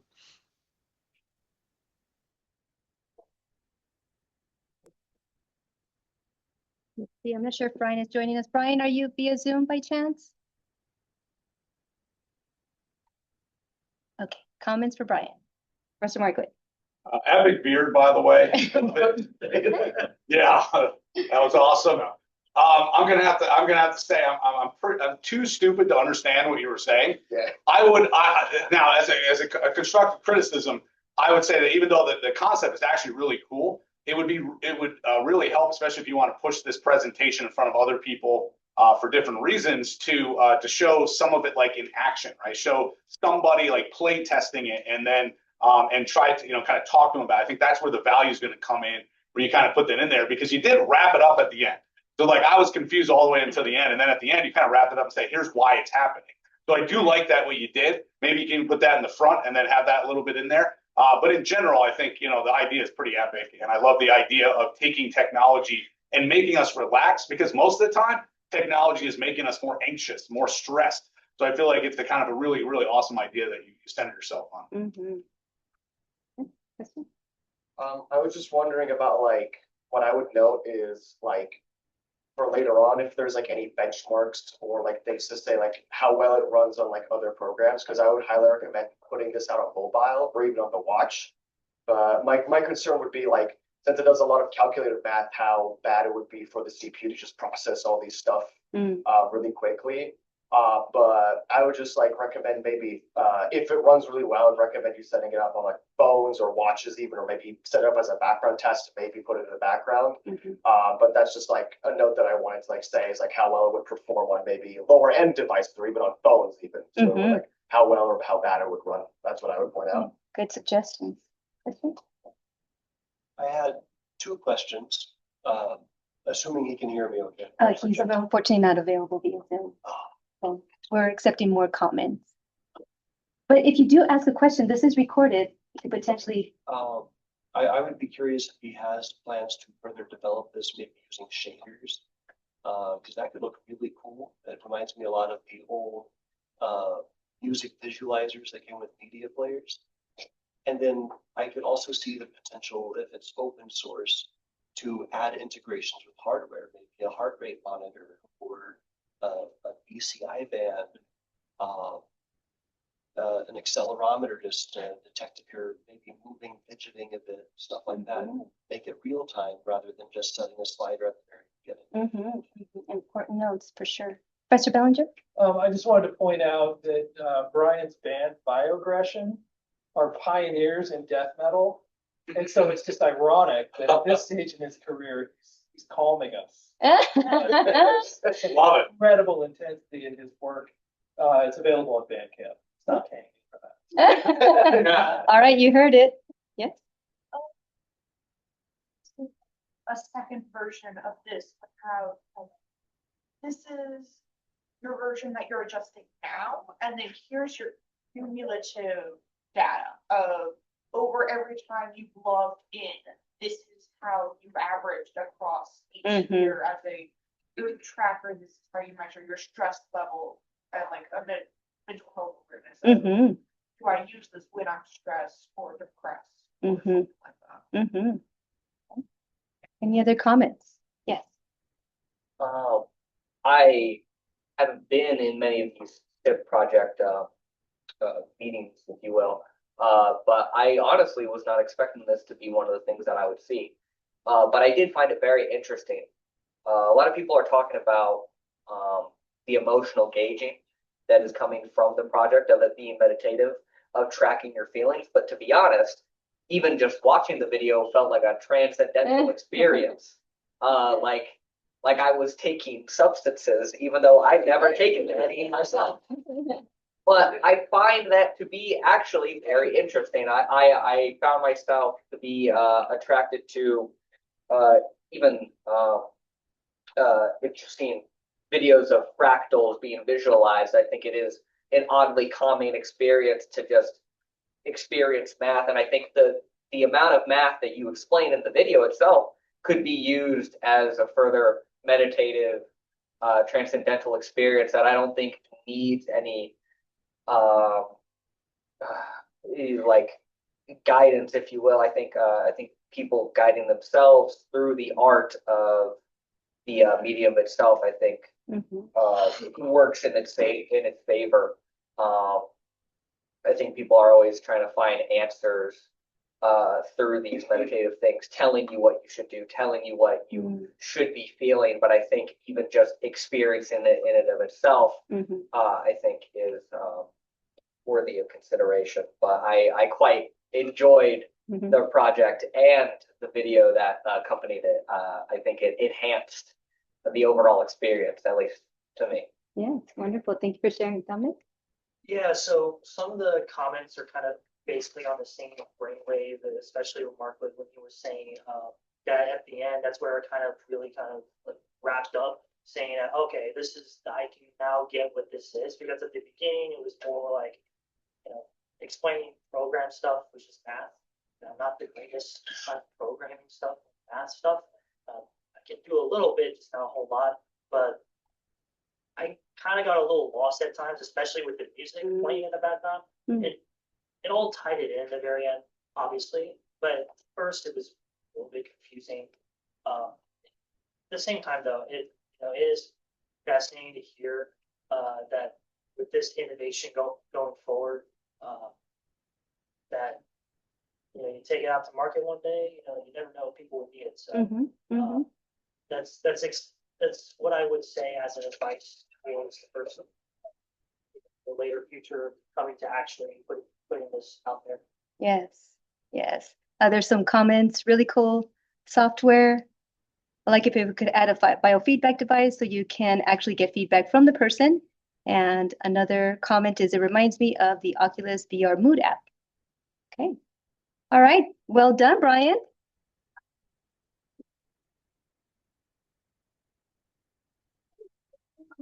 Spring 2026 Student Innovation Project Showcase. Thank you everyone for joining us earlier today and for the duration of today's event. Remember that you're able to vote for People's Choice.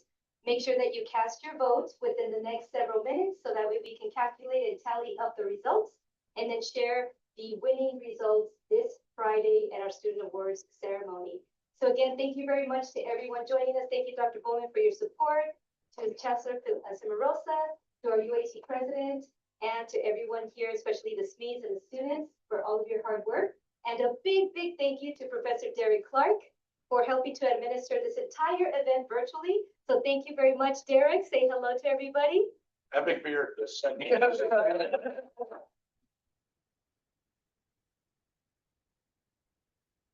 Thank you again to everyone joining us virtually via Zoom as well, to all the parents, family, friends, and peers that came out to support everybody here at UAT. So again, wonderful to see everyone, and hopefully we'll see you this Friday at semester award ceremony. All right, everybody, before we go, let's all give Dapsuri a huge round of applause for putting this event on. She puts a ton of time behind the scenes in you never see, and I do appreciate everything that she does. So thank you guys all. Thank you. Have a wonderful rest of your day. One thing else, a good comment that. Oh, no, the bio thing. I was just imagining you guys taking a chair for hours. Yeah.